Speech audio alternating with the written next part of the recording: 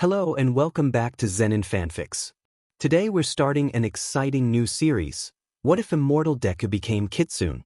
If you enjoy this video, please like and subscribe for more content. The story we're featuring is written by DragonGam3 on fanfiction.net. You can find all the relevant links in the description, so be sure to check out the author's profile and say hello. Now, let's dive into the story. Our story begins on Izuku Midoriya's 4th birthday. He would now come in the age of his quirk manifestation, the other kids in the daycare slowly manifesting their quirks. His best friend Bakugo Katsuki has manifested his quirk. He calls it explosion, and it lets him generate a liquid as his sweat. What is it called again? I think nitroglycerin. It's a boom liquid and he can ignite it at will. The adults at the daycare say he will be the next #1 hero. But aren't explosions bad? Don't get him wrong, he likes the idea of giving something bad a good look, but his personality is as explosive as his quirk. I even saw him accidentally hurt someone who hasn't yet his quirk, but the adults said it was okay and that accidents happen.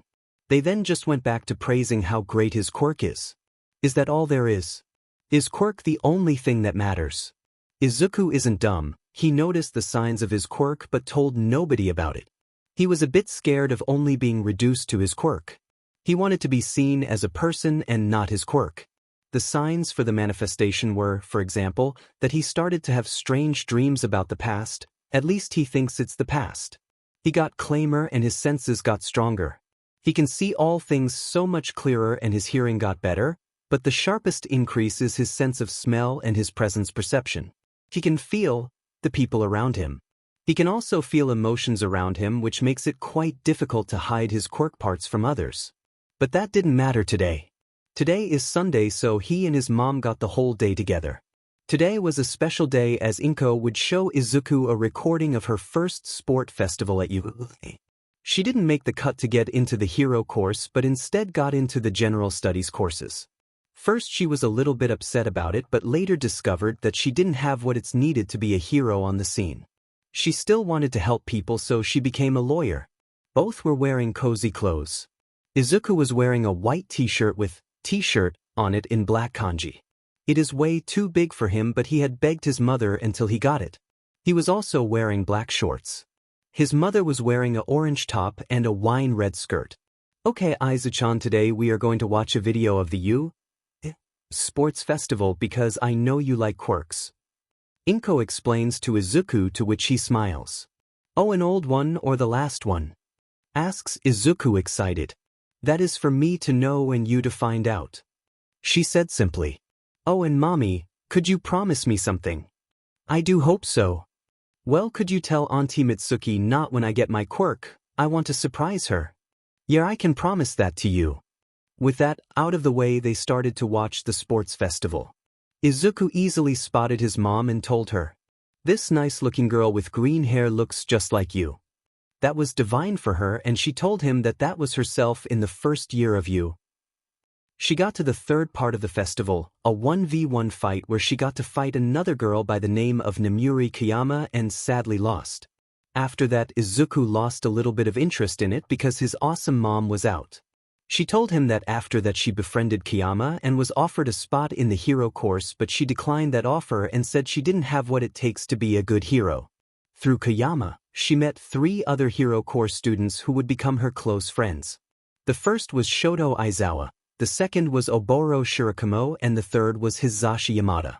She explained that all 4 of them are heroes and that she works for them sometimes as their lawyer.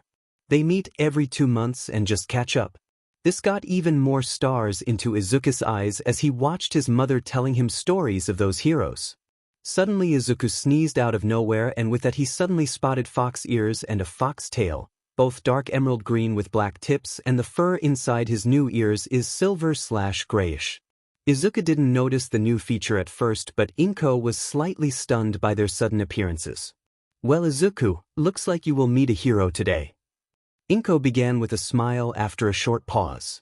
Why will I meet a hero today, mommy? He asks as he tilts his head to the left and looks at her confused, bending his right ear a little. Inko gives her all not to squeal at the sight of pure cuteness in front of her. Asterisk cough asterisk you see your quirk just manifestation. Go and look into a mirror and I have promised the school nurse of UA to look at you when you manifest your quirk. Inko explains as Izuku got up and ran towards a mirror. Inko thought about the quirk. He at least has a fox part to his quirk, but I somehow doubt that is everything. Now that I think about it, my grandmother and my grandfather both had fox quirks, so it is surprising that neither my mother nor me had a fox part to our quirks. Her grandmother's quirk was called Kitsune, and her grandfather's was called Huli Jing. Grandmother, may God have mercy with her in hell. Kitsune was simply her name for it. She had a fox mutation quirk with 3 tails instead of 1. Her grandfather was from China and he could possess inanimate objects. He was a sweet old man and I will never understand how he ended up with someone like Grandma. Izuku was excited he finally got his quirk and hopefully could be a great hero like All Might. As he was walking towards the mirror, he suddenly felt extremely tired, so tired that he, in fact, just dropped sleeping. His mom was brought out of her thinking by the soft bump that Izuku made. She quickly got to him but noticed that he was only sleeping, so she texted Recovery Girl. She took him and his favorite blanket and set him down on the couch as she waited for her answers. Inside Izuku's dream, he was walking through a forest. He looked around and noticed that it was a sort of evergreen forest with heavy fog around him. The path on which he walked had been paved with stone slabs and on both sides were stone lamps with candles inside them. Izuku looked around but in heavy fog he could only see along the path. He looked behind him to find a giant dark red torii. But behind the torii was no path, so he decided to follow the path. As he got to the end of the path, there was another torii and a staircase with about 50 steps, and every 5 steps another one. Izuku decided to go further and got going. As he was by the 9th, he saw 2 fox statues carved out of stone. They were beautifully manufactured and gave him some sort of nostalgic feeling. He could now finally see the sky and saw that it was nighttime with a giant appealing full moon. On top of the staircase was a square about 50 m wide and 70 m in length. On the far end is an Shinto shrine and the whole square is surrounded by tall wall. On the Engawa asterisk of the shrines sat a woman. She is 172 centimeters tall, she has long silver hair, big melons, and silver fox ears and 9 silver fox tails. Her iris is ruby red with 5 silver rays in it from the golden pupils. She wears a black and BLD red miko dress. It still wasn't enough to hide her cleavage though. She was taking a drag of a kizuru with a golden mouthpiece and bowl. The wood is a purple color with silver wood grain. Izuku was walking towards her as she was blowing purple smoke out. She was giving him a sense of familiarity. The moon illuminated the square and Izuku stopped in front of her. Her hair was shining in the moonlight, with a much more intense silver color, as she spoke up. "Hello, child, what brings you to me at such a late hour?" she asks with a voice as soft as silk. Izuku blushes a little bit as he looks at her. She is in his opinion the most appealing woman he has ever seen. "Obviously I am lost. The first moment I was at home and the next I was here," he explains, shuddering a little. She takes a drag from her pipe and smiles at him as she puffs the smoke out. This smile gives him a warm feeling as she begins to talk again. "I see, my child." She started claiming him with her voice even more. "My name is..." With Inko she just texted Recovery Girl that Izuku had just gotten his quirk. She also told her that he just collapsed out of nowhere and was now sleeping. Chiyo's response was to ask if she and Izuku could come over to you, so that she could check his quirk and monitor him if something happens. Inko wasn't sure but said yes to it. They luckily only live a 10 minutes walk away from the U main entrances and she has gotten a special visitor's ID card from the new principal Nizu. As she was walking with Izuku in her arms and his favorite blanket in his grip, she walked through the main entrance and to the school building. On her way there she meets Aizawa. The new principal had just offered him a teaching job at UA. But she excused herself quickly because of Izuku but promised to catch up with him next time. She walked into the main building and straight towards the nurse offices. As she got there she knocked and opened the door. "Hello, Lady Shizenji. It's me, Inko," Inko said as she walked into the room. The room had 3 beds, a desk, a few chairs, some cabinets and a door that led to the storage room. At the desk sat Chio and she turned towards the entrances. Hello Inko, and didn't I tell you to drop the lady part? Chio asks, a little bit amused. She got up from her chair and led her to a bed where she set Izuku down. Chio quickly checked him if everything was okay, and as confirmed it to be true, she sat next to Inko and asked her what they were doing and what had happened before. Well, we were watching a recording of my first year's sports festival, she said, causing Chio to remember that festival as well. And I was talking about how I met Nemuri and the others. Back inside Izuku's dream, my name is Mayatsuki, but I think you know me as Inari. She revealed, shocking Izuku. Excuse me, Arisama, but why am I here and where is here? Izuku asks as he bows to her, returning to his stuttering. Her response was a warm smile and a slight hand motion. With the motion she created a pillow beneath Izuku and the smile erased his fear. Please sit, my child, and please drop the sama and call me Mia, okay? She asks, to which he nods. She takes another drag at her pipe and puffs the smoke out before she continues. And you are here because you finally manifested your quirk. A quick congratulation is in order. But before we go too deep into that, I give you a quick lesson in history.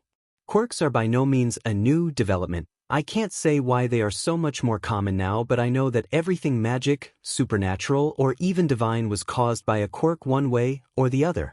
In old Japan, gods and yokai were all people or animals with quirks. I personally knew the Joragumo and also Amaterasu. And yes, Joragumo really married a lumberjack, but she never ate people. Amaterasu is really the mother of the first emperor of Japan. But I met many more. I later traveled the world and met many different people. I met Merlin and other immortals that told stories from many different beings that all would become gods or legends. The rate of people and animals with quirks dropped drastically in the 17 to 22 century. To this time, many other immortals died, and as far as I know, I was the only one left. I retreated back into Japan. I hid inside a shrine to avoid humans as much as possible. Their wars were stupid and disturbing. So I spent my time doing art and learning new skills. But with the internet, I had a good chunk of interest in the outside world. I spent all day watching anime, reading manga/light novels, playing video games, and even writing a few light novels myself. With the dawn of quirks, little really changed for me, but a century ago, I was attacked by someone called Shigaraki. He could absorb quirks from others and use them as his own. I managed to escape, but he still managed to wound me, so I hid inside the mountains of Japan. Mia explained her history to Izuku, who was excitedly listening to her story. And that brings us to today and how we met. You will not remember, but when you were about a year old, you got seriously ill to the point of near death. I sense that you were destined for greatness, and you are a descendant of mine, but not an ordinary one. It could have even been that you develop soul on your own. Shigaraki had wounded me badly and brought me to the verge of death. We both were at that time, so I decided to rescue myself and you. I transferred my entire being into you to cure your illness and save myself. She explains and then bows her head, dropping her pipe in the process. I am sorry for using you as a means to rescue myself, but I would be dead if I didn't, but for what it is worth. I am truly sorry. She finished and bowed to Izuku even deeper. Please raise your head, Missen. I am happy I could save you, and I am also happy that you saved me, Izuku said as he was waving his hands in front of him. And I do remember your voice faintly. He confesses, making her smile a little. You will be mad at me when you hear what this implies to you. She began, still not meeting Izuku's eyes. You have now my quirk, soul. It made me from a normal fox into a kitsune, and from your ears I can guess so does it to you. I will also make you semi-immortal in the meaning that your body will age to about 25 years in appearance and then stop aging entirely. I am sorry because I have stolen your future with my actions. She said, bowing again. Izuku just smiled at her. But if you didn't, none of us would have one. So please stop apologizing. Izuku said as he got up and hugged Mayatsuki. She was a little shocked by his actions but hugged him back. Thank you, Izuku. She whispers as she decides to just enjoy the hug. After about a minute she broke the hug and peeked Izuku's head. Does your quirk also come with some sort of power, and what is my quirk? Izuku asks as he sets back on his pillow. Mia picks her pipe back up that she dropped and takes a drag. Well, I will answer those questions in reverse order, she said and made a little pause to blow out the purple smoke. Your quirk was called Flame. You could create small flames and control it and other non-quirk fire in a 3-meter radius, but when you got Soul, from me your quirk evolved to Absolute Flame. You can control and generate any flame type in a 10-meter radius around yourself. And to your other question, Soul gives you control over your soul. It gives you the power to shapeshift, fire energy attacks, and it stops your physical aging. It also gives an intelligence boost. And always remember the soul gives a body and appearances. She explains. Izuku looked at her and now understands why he became more calm over the course of the past week. What is going to happen now? Izuku asks. That is hard to say. A little bit of our memories fused together as you awoke your quirks.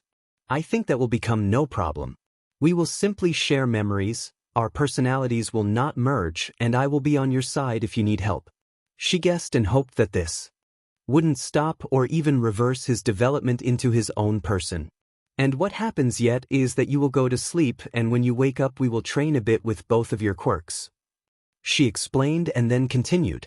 As for me, I will take control of your body and talk to your mother about what we talked about. If this sounds good to you. She voiced her idea and smiled at him warmly again, making Izuku blush as he looked away. I think that sounds nice. He says, shuddering quite badly. Would you like to lay in my lap as you sleep? Mia asks as she looks at Izuku, who becomes a fox strawberry with his freckles, red face and green hair and ears, but he still nods. Not even a minute later, he lies asleep in her lap as she strokes his head and gives him a quick kiss on the forehead. Have a nice dream, my little Zuzu. Outside with Inko and Chio, Inko had told Chio about what had happened and Chio had done a few tests with Izuku. He was healthy and had his quirk, but she couldn't discover what his quirk really is. Both were talking about Izuku as they suddenly heard a puff. Both turned towards Izuku, but instead of Izuku there was a bustu woman with silver hair, fox ears and a silver foxtail. Wears Izuku's t-shirt, but it is stretched to its limits by her bub. The same goes for Izuku's shorts. Both Inko and Chio were confused and just stared at her. Inko was even blushing a bit by the sight of the woman in these tight clothes. That is way too tight, she said as she pulled at the shirt and shorts until with another poof the shorts and shirt changed into a BLD red and black Miko dress. If that's better, she said as she turned towards the two. You must be Izuku's mother. It is a pleasure to meet you. I am Mayatushi and you could say I am one of his quirks. She introduced herself to those two, confusing them even more. Inko was the first to come back to sense. You are his quirk. What do you mean? Inko asks, still confused but less concerned about her baby. Okay, where do I begin? Well, first, do you remember the time when Izuku was about 1 year old and he was on the verge of death? Well, I healed him from that by transferring my entire being into him. I used to be the goddess Inari, but please call me Mia. You see, quirk existed long before the dawn of quirks, but less common. In general, if something unnatural, supernatural, or divine happened, it was because of a quirk. She began suppressing both Chio and Inko. Chio because she had tried to heal Izuku at the time but nothing worked. Inko because the reason that her Aizu was healed was a live goddess, and both because of the quirk part. Okay, so why would you give yourself up? Chio asks. You must have been one of the most powerful beings out there. Well, first of all, I wasn't as powerful as you may think. My quirk was called Soul. It gave me power over my soul and the soul of everyone I touched, but not in a control kind of way, but a reshape way. I didn't tell Izuku about the part of my quirk that lets me reshape other souls. The soul gives every being its form, so by reshaping the soul, you reshape the form of the being. Mia explains, shocking both of them. I will tell the truth. I didn't always do good with my power, and I didn't want Izuku to get a bad idea because of it. I will still watch him and stop him if needed, and tell him a little bit later about the second aspect of soul.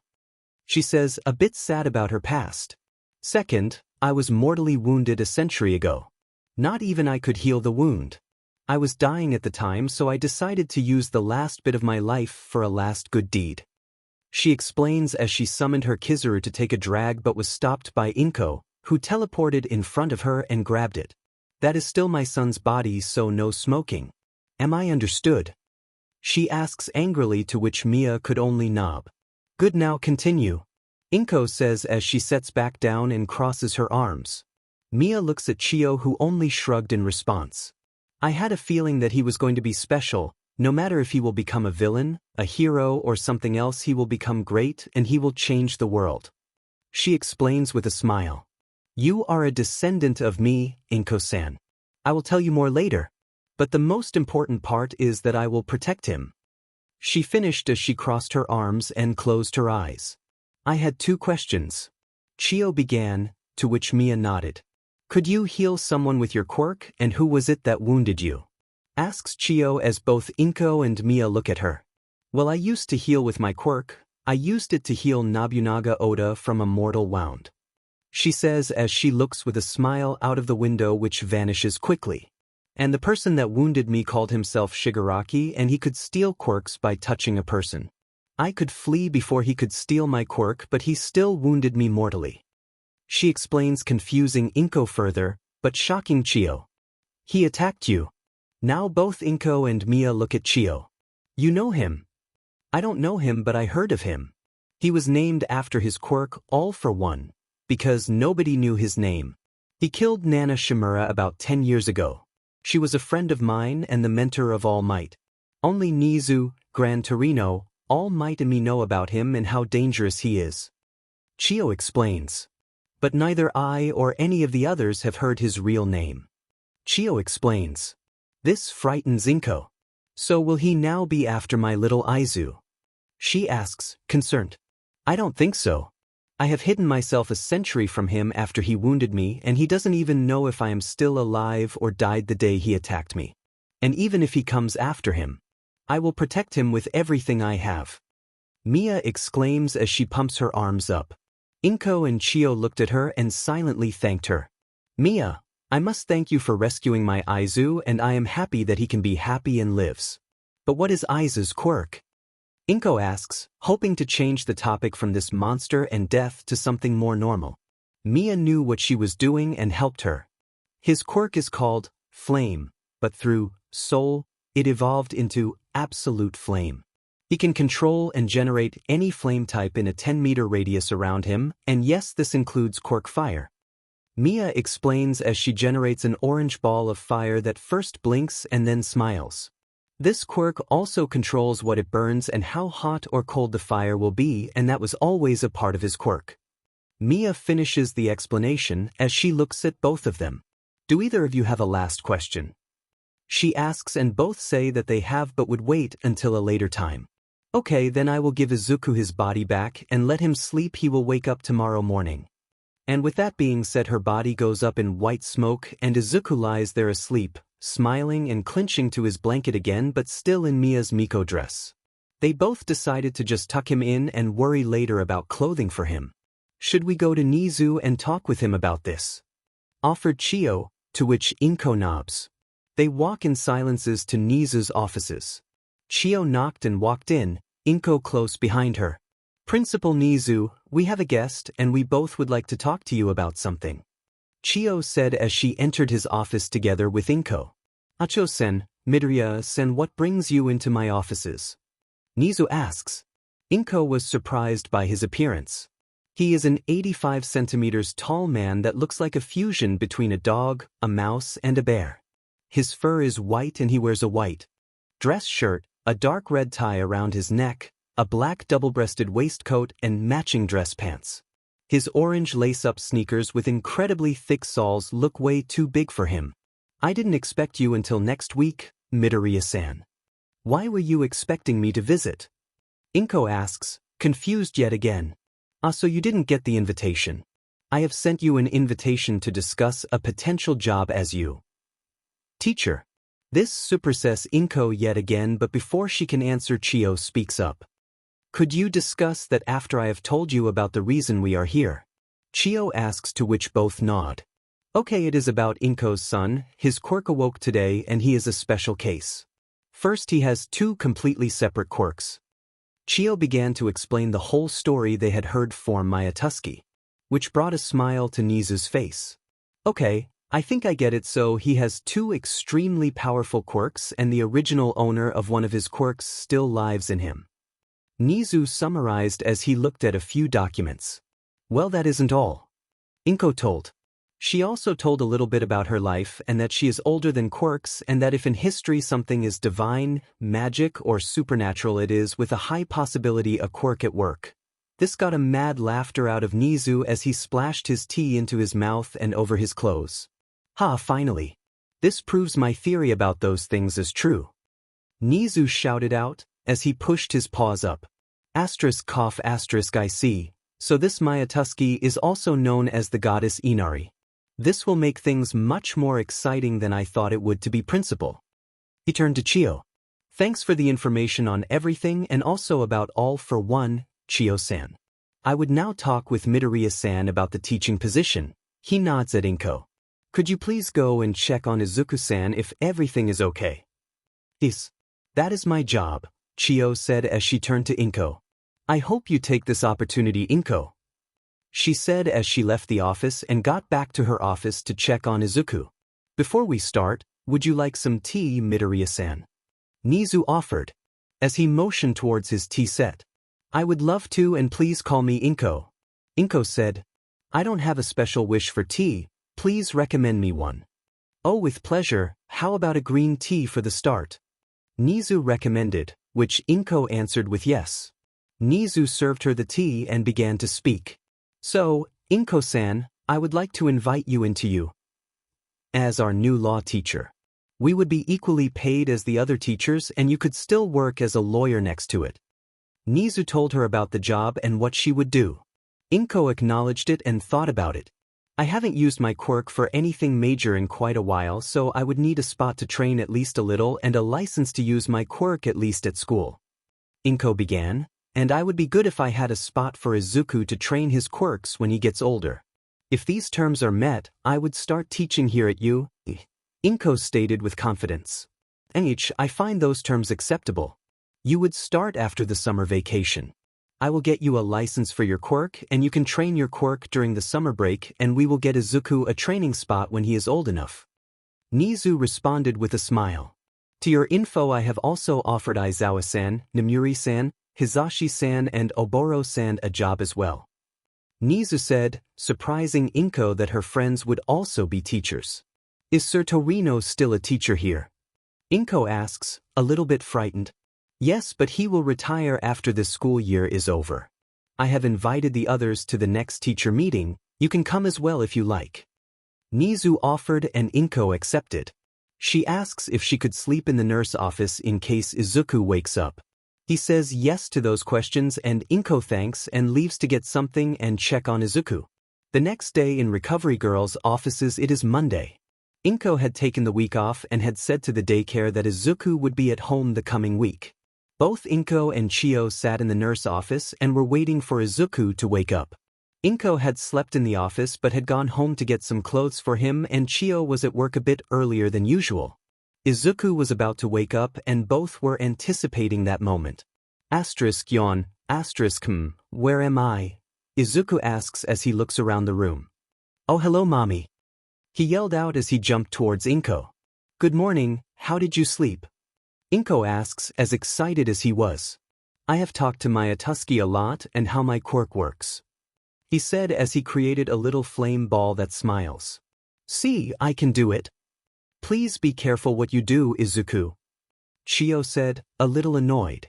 Izuku in response extinguished the flame ball and he jumped a little. Please don't be scared, I won't bite. It was just a concert because of fire safety. Chio says getting into her friendly grandma mode and pets his head, which Izuku enjoys and even purrs at, a little. My name is Chio Shizenji, but I think you know me better as the youthful heroine, Recovery Girl. She introduced herself with a smile. I heard of you. You are the best healing hero in all of Japan. Izuku said with a bright smile. It is nice to meet you, Recovery Girl. And thank you for looking after me. He bows to her a little. Okay Izuku, could you tell me what Mia told you about your quirk and what you feel different? Chio asks as she pulls a notepad from her desk and readies herself to write what Izuku says. He tells them about what Mia told him and what he felt and experienced the past week. The memories and that he would only age to the age of 25, physical. He also told them about the feeling of people around him. But he also told the extensive history that Mia had told him about. Both Chio and Inko were surprised to hear stories of the past and from figures like Amaterasu on top of it. As he finished, Inko told him that she would be a teacher at U, which he finds absolutely amazing. Chio wasn't really superseded to hear that Soul also gave Izuku a little intelligence boost. Inko had said, as they were talking about his quirk, that he was much more intelligent than other kids his age. Inko decided that they should go home and think about a name for his quirk and what he says his quirk is. She intended to tell him about how dangerous it could be if someone heard what his quirk can do. But Izuku came first to her and told her that he didn't want to be praised because of his quirk and that it could be dangerous if somehow Shigaraki heard of him and what his quirk can do. So they decided that Izuku will say his quirk is called Fox, and it gives him fox ears, a foxtail, and sharpens his senses. He told Inko that he would talk a bit with Mia and that he would wake up when the meal is finished. Inko agreed and said that he should greeting Mia from her. Izuku lays on the couch and quickly goes to sleep. Izuku's dream, he finds himself where he left off last time, in the lap of Mia. She was again petting his head. He enjoyed it and closed his eyes for a moment to simply enjoy it. She stopped after about 5 minutes and he sat up. This time the square was illuminated with daylight. The square was surrounded by evergreen trees about 20 meters tall outside of the wall. The sky had a turquoise color. And as he looked around he noticed that there were 2 suns. The first one is a flaming orange, yellow, reddish color. She was to the right over the trees from the shrine building. The second is to the left from the shrine building. She has a purple/pinkish color with black and blue spots. The square walls have black roof tiles on top and the walls have wine red support beams and pillars. Izuku turned now to Mia, who was smiling at him. "Good morning, Mia-sama," he said as he bowed a little. She now looked a little bit annoyed. "Drop the formalities. But if you must, then please call me Miyane or One-isan," she said, not being 100% serious, but Izuku liked it. "Okay, Miyane-san," he said with a 1,000-watt smile. After seeing that smile she couldn't say no, so she just stuck with it. "What are we talking about today?" Izuku asks with a now curious look. "Oh, and I'm supposed to say hi from Mom. So hi." "That's kind of her. And to your question, I would say I could tell you a little bit about your quirk and this place," Mia said as she gestured to the square. "This square represents your body, the things in it your subconsciousness, the suns are your quirks, and this building is your knowledge, and if you look inside you see it is mostly empty. The shrine has 2 basements, one in the west wing and one the east wing. The one in the west wing represents your memories, the one in the east mine." She began showing him around as they were talking. In the main hall of the shrine where the altar would normally be are 2 kakemono. The left one has a flame, one at the background is black and the flame is orange, red with a few purple and blue spots. Over the flame in black kanji are the words, "Absolute Flame." The right one has a black background as well, and on it is a purple/bluish orb with pink and white rays around it and green cracks over it. The black kanji over the orb displayed the word, Soul. In front of the kakemono are 2 pedestals with 1 book each. Izuku was too short to look at them, so Mia lifted him up and showed him the book. The one in front of the fire kakemono is a black book with a golden flame, one top of it inside the flame is an emerald. The one in front of the soul kakemono is dark purple color and has silver metal ornaments like circles or petals. In the center of them was a ruby. The book also had a gold look on its side. "Why is this book locked?" Izuku asks as he points at the soul book. "I don't really know why it is locked," Mia said, but Izuku could hear her lying but decided to not push it. Izuku found a mirror in the shrine and looked at himself. He is wearing a Haidatere in All Might colors. If he didn't know better, he had said that his All Might onesie was made into a Haidatere. He had his fox ears and fox tail. His eyes had now slit pupils and his iris had golden circles around it. There were also purple rays from his pupils to the golden circles, but his iris remained his natural emerald green color. The thing he didn't notice until the second look is that his sclera is gray instead of white. He didn't mind it for now and got back to Mia. "Can we talk even if I am not her?" he asks as he looks at her. "I can look if I can hear what you think, but I have no way at the time to see outside except through your memories. But I still can sense people around you, and it looks like your mother is on the way to wake you up," Mia explains as she sits down where she sat the first time they met. Izuku got to her and laid his head into her lap and began to sleep. Outside, Inko had just finished cooking and was about to wake Izuku up as he opened his eyes and yawned. He looked around and then smiled at Inko. "Mia-san, are you there?" He called out inside his mind and got an answer. "Yeah, I am here. Where should I go without you?" she asks with a small giggle. He quickly shook his head, got up and followed his mom to the living room where she had readied the meal. They talked a bit and Izuku got up and played with his All Might figures when he was finished. They visited the Bakugas and he and Katsuki played together. Meanwhile, Inko talked to Masaru and Mitsuki. Inko also told them about her new position as teacher when Katsuki was out of earshot. She wanted to surprise him when he got to you. The week at home passed quickly, and after he got back to the daycare he was first showered with questions because of his quirk, but all went back to normal quickly except that Katsuki didn't look happy that he wasn't the center of attention. Inside, he blamed Izuku but didn't say it out loud. Mia could still sense it but decided to not tell Izuku at the moment. Time skipped to Izuku age 9. It's been 5 years since his quirks awoke. He has trained with his quirks many times and also started to study a bit of human biology and medication since Mia had told him about the possible healing of others. She also told him that his quirk is dangerous if used incorrectly and what she had done in the past with Soul. He was a bit shocked but forgave his Awani. He learned about the drawbacks of both of his quirks. Flame's drawback was nosebleed and a headache if overused. Soul's drawback by overuse is a hangover. On his 9th birthday, he got a second tail but decided to hide it using Soul. Katsuki had stopped talking to him when they were 6 years old, but Mia said that it is his decision to make and that Izuku shouldn't chase after him, and he agreed. He has also developed a crush on Mia but doesn't know what it is. Inko became a good teacher for the students at U. And divorced from Hisashi with the words, "May God have mercy with him and give him kidney stones." She was supported by her friends and even got a divorce party afterwards. Hisashi didn't even come to a single meeting about the divorce and got nothing. She has trained a lot and was now in top shape and is now as fit as she was in her first year at U. She even got a pro hero license if needed to use her mighty quirk, telekinesis, that could move up to 100 metric tons in a 1-kilometer radius around her. She now also teaches the Hero Corps students by throwing cement blocks after them. It was a weekend and Izuku was training with his quirk in Gym Gamma. Cementos had made a parkour for him, another thing he had begun doing and enjoyed. He can relax the most if he is in motion and parkour is perfect for his needs. He had just finished a round as he sensed and heard commotion. He quickly went there and met his mother. She told him that a pro hero was extremely wounded and that he could die.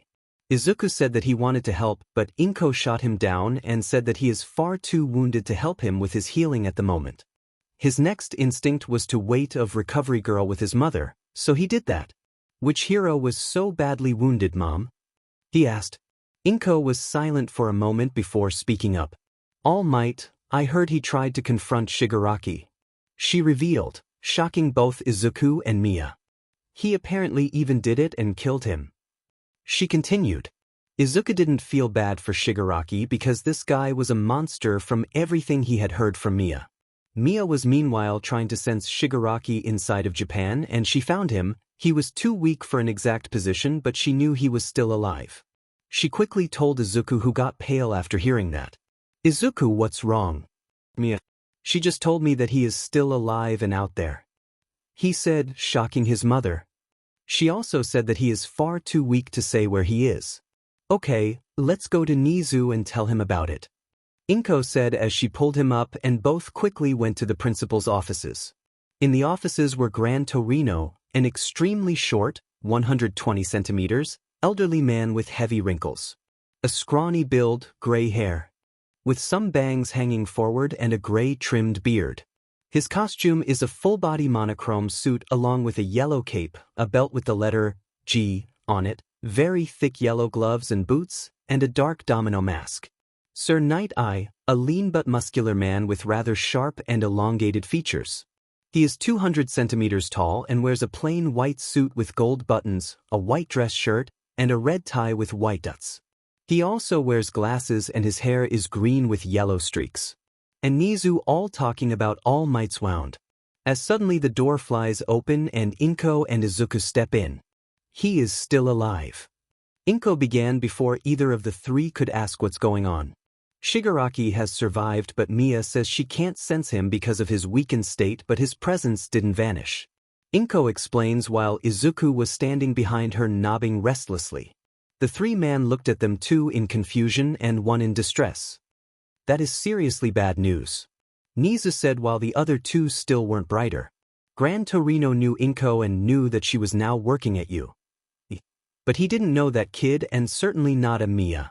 Sir Night Eye was even worse because he didn't know anyone here except for Torino and Nizu, and neither had heard the name Shigaraki before. Cough before you continue, could you please introduce us so that we all are one the same boot? Torino asks as he looks at Nizu. Inko, Izuku, I think you know those two, but these two gentlemen are Gran Torino and Sir Night Eye. Gran Torino, Sir Night Eye, these two are Inko and Izuku Midoriya. She is a teacher at you. And he is her son.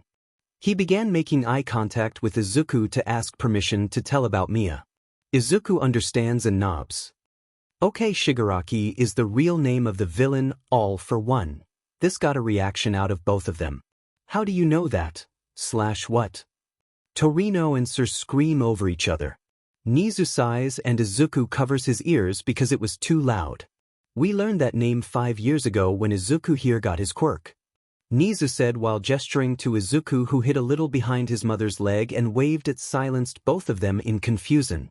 You see, Izuku here actually has 2 quirks and his second is the imported one. You see, the second one is transferred from someone else. Her name was Mayatuski, or as she was called in the legends, Iri. This let those poor man's jaws drop. First a second transferable quirk, then a goddess. What comes next? Magic is real. Both thoughts. She still kind of lives in Izuku's body as her quirk is called soul. She has transferred her soul into him in an attempt to heal him when he nearly died when he was 1. She could resurface with his quirk manifestation. She told him that quirks existed a long time before the dawn of quirks and that if something is magic, divine, or supernatural, it was a quirk. Her quirk allowed her to reform souls and stopped her bodily aging at 25 years old. She has lived for longer than modern recordings of time. She has encountered him once, got to know his name, got mortally wounded and lived to tell the tale. Nizu finished up, giving both men a heading. And Inko, thanks for informing me, but at the moment we can't do a thing about it. You can go back to what you were doing. We will take another time, Inko. Nizu told her. Both Izuku and Inko said good day to the men and went back to the infirmary to help if needed. Nizu and the others talked about what they heard for a bit before they got a message from Recovery Girl saying that he will survive. A week later, All Might have receded much damage on his respiratory system, including a missing lung as well as damage to his digestive organs, including a big chunk missing from his stomach. He is still comatose from Recovery Girl's quirk, the surgery and the high amounts of painkillers that were needed.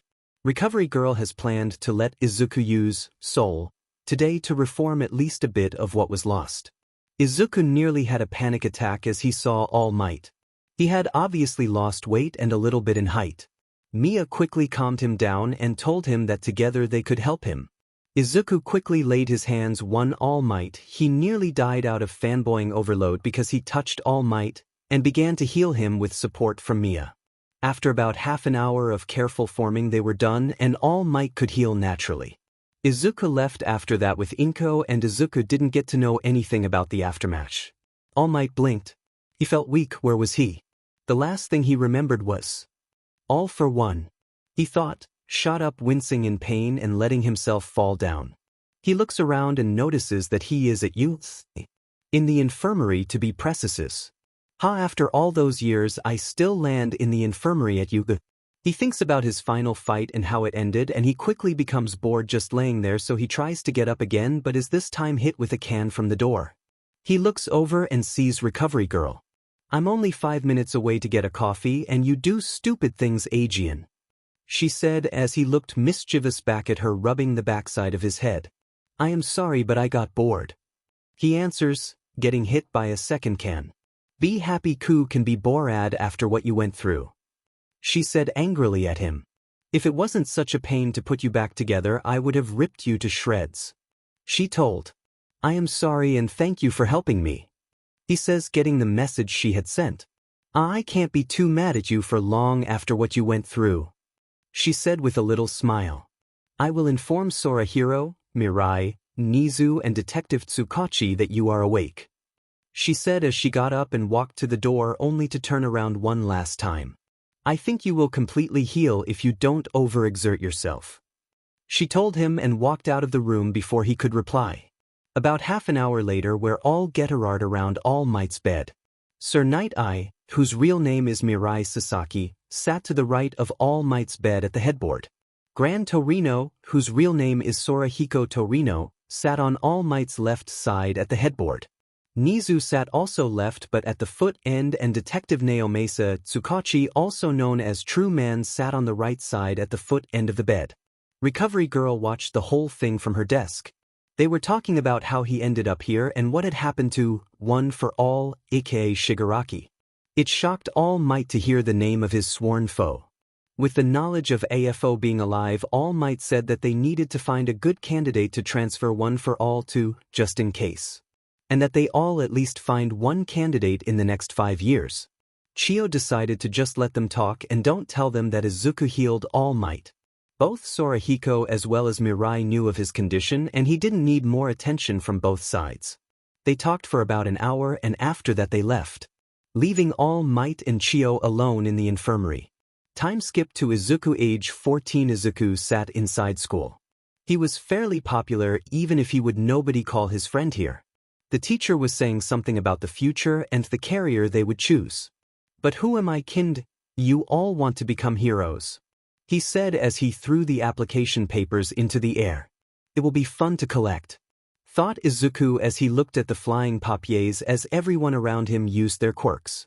You all have great quirks but it is forbidden to use them at the school. The teacher said. As suddenly Bakugo screamed up, getting the full pension. Teach, don't lump me in the same pot as those losers. He said while placing a foot on top of his desk and letting explosions pop from his hand. I will become the next #1 hero and that's why I will go to you. High school. He announced as the teacher was picking up the papers. This got mumbling out of the other students. You are right, you will surely become the greatest #1 hero. The teacher said, showing a lot of favoritism. Izuku meanwhile was just watching clouds and talking to Mia. She had taught him the way of the sword from many different countries and time periods. It has its benefits to have a 2,500+ years old fox goddess living inside you.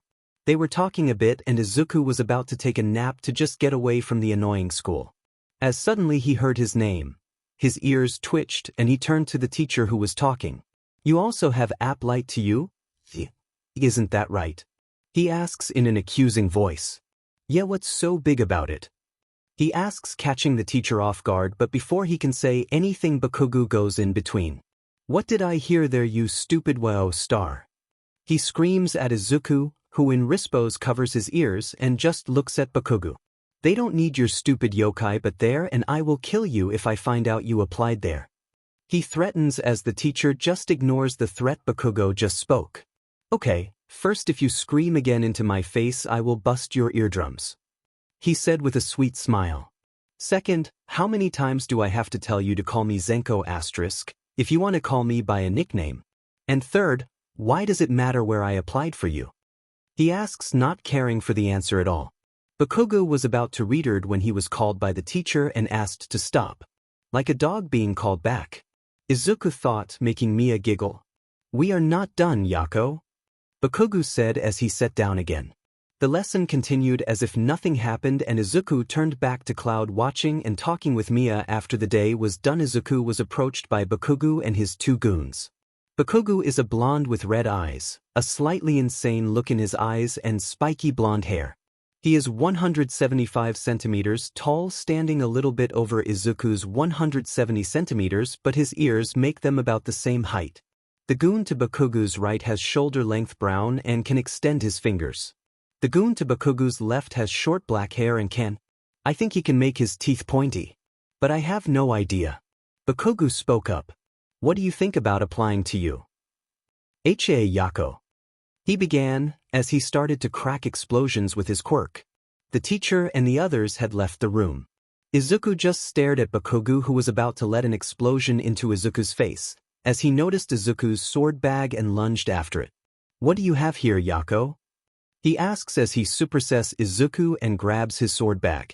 He quickly pulls the katana out of it and holds it in his right hand. Why do you have such a good sword, Yako? Have you stolen it? Bakugu asks. Izuku is radiating a dark aura as he is about to punch Bakugu. Both goons notice the aura and they take a step back. Bakugu is just stupid, doesn't notices, or both. Izuku grabs Bakugu's right wrist and holds it strong, causing Bakugu pain.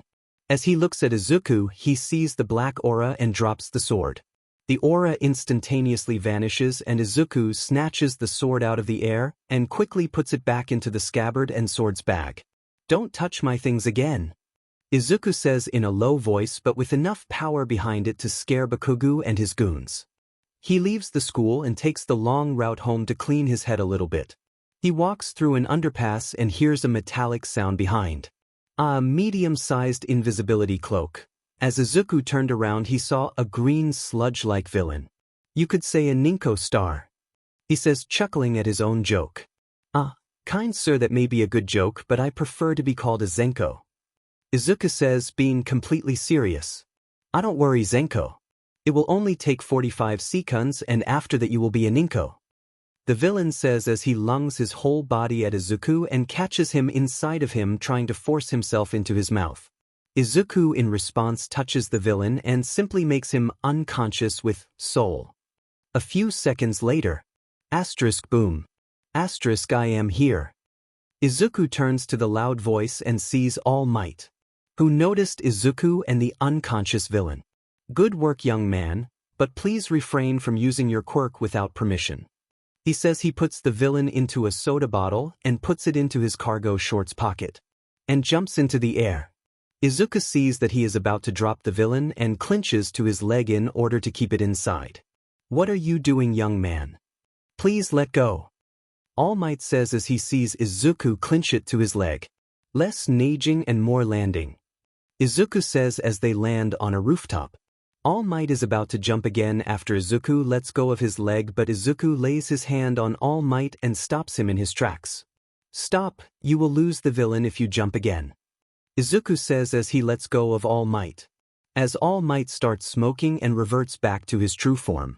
He now is 160 centimeters tall instead of his 220 centimeters and looks rather normal and not as muscular as he used to. This is an illusion. All Might says, flailing his hand in front of him. Yeah, I know about your wound. Izuku says as he looks bored. What do you mean you know about it? Small Might asks. I healed you. If I hadn't, you would have lost a good chunk of your digestive system and respiratory system. Izuku answers Small Might as his eyes widen. What is your name, young man? Izuku Midoriya. Thank you, young Midoriya. I hope to see you as a hero soon. All Might finishes as goes to the door to the roof and leaves. He checks on the bottle and notices that it is gone. Oh no! Izuku stays on the roof and looks over the city.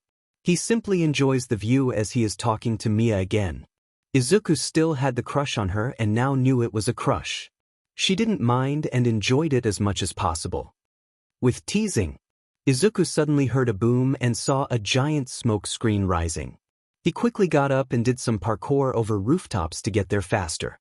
As he arrived, he saw a large crowd and the pro-heroes MT Lady, Kamui Woods, Death Arms and Backdraft.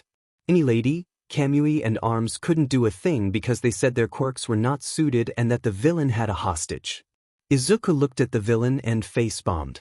It was the sludge villain and he had Bakugo as hostage. What are the odds? So he decided to help a little by extinguishing the fire and helping the heroes. The per-heroes were surprised when the fire suddenly stopped and Backdraft quickly showered the villain with water, freeing Bakugo and allowing Kamui Woods to recapture him. Izuku left the scene wiping BLD from his nose as he walked home. But he was stopped again. Again by Small Might. "Hello again, young Midoriya," he said. "I would like to talk to you. Did you extinguish the fire at the scene?"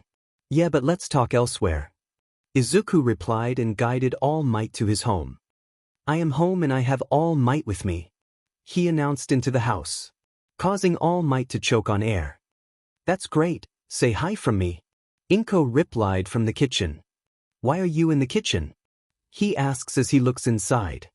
"It is my turn to cook." "Well, you were late so I decided to cook today," Inko said. Izuku sniffed the air and noticed that she was making her divine katsudon. "I will talk to All Might in the living room if you want to eavesdrop. He wants something from me," Izuku tells her as he goes to the living room to talk with All Might. "So Mr. Might, what can I do for you today?" Izuku asks with a normal smile. So directly to the point. "I want you to inherit my quirk," Small Might announces, surprising Izuku, Mia and Inko, who is indeed eavesdropping on them. "I know it is hard to believe, but my quirk is called One for All, and it's transferable. I am the 8th holder of this sacred torch, and I want you to become the 9th holder," he says. "Let me think. No, I don't want another reason why he would chase after me." Izuku refuses All Might's offer near instantaneously. "And if you want to give it to the next holder, tell them about Shigaraki." These both announcements shocked All Might, but what shocked him more is that his mother doesn't react to anything they said. "How do you know this name and why would he chase after you?" Small Might asks. "Okay, I will answer them in order. First, or rather Mia, had revealed you the name when I was 4. Second, I have a quirk inside me that can grant semi-immortality.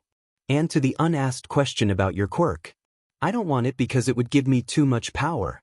Power corrupts, but absolute power, absolute corrupts," he explained. I think I understand. Living a really long life with so much power can be dangerous. You don't want to become your own villain," Small Might said, but the smiles. "I hope to see you at you." There is a long silence. "Please don't tell anyone." I think I understand. Living a really long life with so much power can be dangerous. You don't want to become your own villain," Small Might said, but the smiles. "I hope to see you at UA." There is a long silence. "Please don't tell anyone." Izuku and Mia are sitting together on the engawa of the shrine in Izuku's mind. Both had mangas in their hands. Izuku is reading Rising of the Shield Hero, a recommendation from Mia to show him that villains and heroes are not always so different.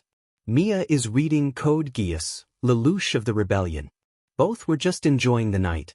Izuku would, when he sleeps, always land in his mind, and if he goes to sleep there he would just wake up. So Mia has introduced him to manga and he enjoyed them. "Mia, I have a question. Why didn't you become a hero when quirks started to emerge?" Izuku asks as he looks up from his manga. "That is a complicated question," she says as she puts a bookmark on the page she is at and closes the manga. She summons her Kizaru and takes a drag. "I am with a high possibility the oldest living thing on this planet. I have seen things and actually acted for the most part like a god. I didn't interfere. The only times I stepped out and helped someone was when this person got my interest, many of whom were blessed or cursed with some sort of power or, as they call today, quirks. I simply lived and had fun along the way. I didn't care for the consequences of my actions. Just hide a century and you're just a legend again," she told Izuku, who had his ears up and listened carefully to her words. But with the dawn of quirk, the tables turned. Suddenly legends like myself are just one in a million. The hero system as you know it today is maybe 90 years old, if even that. It is the same reason why I didn't work with the government before the quirks. I would take away my freedom and maybe even kill me. It could be coincidence, but you see where it got me going out of my shrine after quirks appeared. She finished as Izuku nodded and looked a little down. Why don't look sad, you have nothing and I reaped nothing to do with my wound. Do you understand? Mia asks angrily Izuku, who in response puts on a smile and sarcastically salutes. Yes, memes. He says as he stands up. Mia just rolls her eyes and hits him with her manga on the head. If that's all, I will go back to reading, she said as she sat down and began to read again. Izuku quickly followed and sat down again and continued reading. The next day was the best of the week, Friday. He had just sat down in his seat as he watched Bakugo getting into the room, being praised for his brave and heroic actions yesterday. Heroic actions, but he was the victim of a villain and the only thing he has done was setting the houses around him aflame. Yeah, but the real hero doesn't need praise for his actions, Mia said, making Izuku blush a little. Bakugo turned to Izuku to stare, but he quickly sat down and ignored Izuku and the others completely. He is pissed.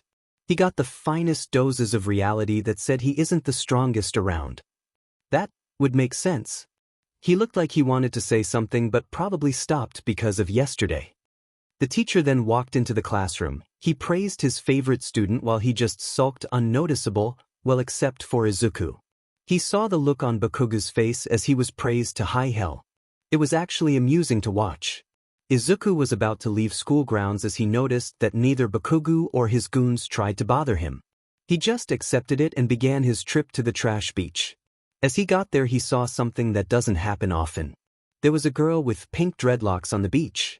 It is something to see another person walk along the beach, but to be on it was something completely different. He goes on the beach sometimes himself to collect scrap or usable electroparts and sells them secondhand. It got him enough money to buy his sword and many mangas on top. He looked again to the girl and saw that she was building something. He couldn't see what because of the angel at which he stands in relation to her, so he only sees her back. He watched and then simply walked further along the beach. He was about 10 meters past her as he decided to watch again in her direction. She had steampunk-style glasses on and was building some type of cylindrical object. It looks like some sort of old vacuum as suddenly boom, the thing she was working on explodes. It generates a large smoke screen. The explosion catapults her out of the smoke screen airborne. Izuku reacts on reflexes and runs to catch her. He jumps the last 2 meters and catches her out of the air. System message. Achievement. Catch the crazy girl. Mia announced in a fake robotic voice. Ha, you are so funny, name. Izuku thought sarcastically. I know. And to your info, it is my job to make things funny. Mia informs him as he lands on the ground. Haha, nice catch, she says from Izuku's arms. His response is to drop her to the ground because she startled him. Ouch, that was uncalled for, but thanks for the catch, she says as she gets up and clears herself of the dust and soot on her. I am the greatest inventor on this side of island, May Hatsum. I am on the watch list of half the countries on Earth. It is nice to meet you, fox friend, May announced. Hello watchlist girl, I am the godly messenger fox, Izuku Midoriya, but if you want to call me a nickname then please call me Zenko, Izuku said with a smirk. Hello Zenko-san, you can call me May. Are you in connection with Inari as a messenger fox of the gods? May asks, being completely serious. Yes, she is basically my big sister. Izuku says it as a joke, even if he knew it as reality. What were you doing out there, May-san? That is simple. As the best inventor I was building a baby of mine, because which great inventor wouldn't build new ones whenever she can? May said with a goofy smile. Well, thanks for the answer, but Izuku looks at the black crater the explosion has caused. Are you unharmed? The explosion looked dangerous, but you seem fine, Izuku said as he scratched the back of his head. Yeah, that wasn't the first time that happened, so no biggies, May told him. But Zenko, are you my goddess-sent test dummy? I need more data if I want to get into UA and you seem super fit. Izuku is about to say something as he remembers what Mia told him. A woman always gets what she wants. But before he agrees, they are approached by 3 other people. A girl about 157 centimeters tall, she has long white hair all the way down to her butt, her eyes are ruby-colored and she has white bunny ears and a white bunny tail. She wears black training shorts, a black sports BR, and black sneakers. A boy about 170 centimeters, he has slightly spiky black hair, his eyes red as well, he wears red sweatpants with a black SRP, a red tank top and red Crocs. Behind those two comes Small Might. He wears the same outfit as yesterday, a baggy white shirt and green cargo shorts, but as Small Might those are cargo pants. Is everything okay? We heard a loud explosion. Small Might began and immediately recognized Izuku but didn't say anything. Izuku put his hand on Mai's mouth and he began to talk. Well, we are fine. Mei here was building on one of her inventions as it suddenly exploded. Nobody was harmed. Izuku explained as he pointed to the black crater. He then turns to Mei. What were you even building that could explode like that? I think it was some form of support gear for the hero. Heat blast, and I connected the poles the wrong way? Mei says, making the other go silent and Izuku facepalms. Let me guess you used a microwave transformer. Izuku asks as a joke. Yeah, those things give power. Mei said, stunning them all again. So Zenko, would you now come along? We have babies to make. Mei said seriously, making the others blush. Inhale, exhale. Okay, please wait a moment, Mei. I want to know those two first. Izuku says as he points to the boy and girl that accomplished All Might. I am the great Rumi Usajiyama and this idiot is Dash. I am Injiro Kirishima. Both introduce themselves. Asterisk cough asterisk my name is Tashinori Yagi. It is nice to meet you. Small Might introduce himself. Hello, I am the great Mei Hatsum and this is my divine messenger Fox, Zenko. So you now know their names. Can we go now? Mei introduces herself and Izuku and then turns to Izuku for her question. Izuku just sighs and turns to the three. I would like to talk more but Inari-sama has taught me that a woman always gets what she wants. We can talk the next time we meet. Izuku says as he is pulled away by Mei. Izuku stopped simply being pulled along and walked next to Mei. They started to talk for a bit as Izuku got an idea made by Inari-sama. Hey Mei. What do you think of mechs? That's simple, I want to build one myself. But I lack material and I have no idea of the design or anything important. Mei said, sounding a bit sulky. If I gave you a design idea directly from Inari-sama? Izuku asks as he searches for something on his phone. That sounds wonderful. We could even use it to get into UA. Mei announced. Meanwhile, Izuku had found what he was searching for and presented it to Mei. Here, this is a so-called nightmare frame. RPI 11 Glasgow, to be exact. Izuku said as he showed Mei a picture of the mech. It is from an anime/manga series called Code Geass. This model is the first mass-produced in the anime and Inari-sama, though it would make a good starting point to build a mecha. Izuku explains while he hears Mia laughing in his head.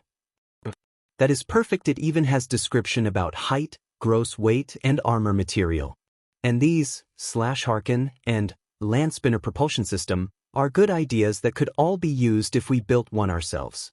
Mei said with sparkles in her eyes. Yeah, sounds good, but we?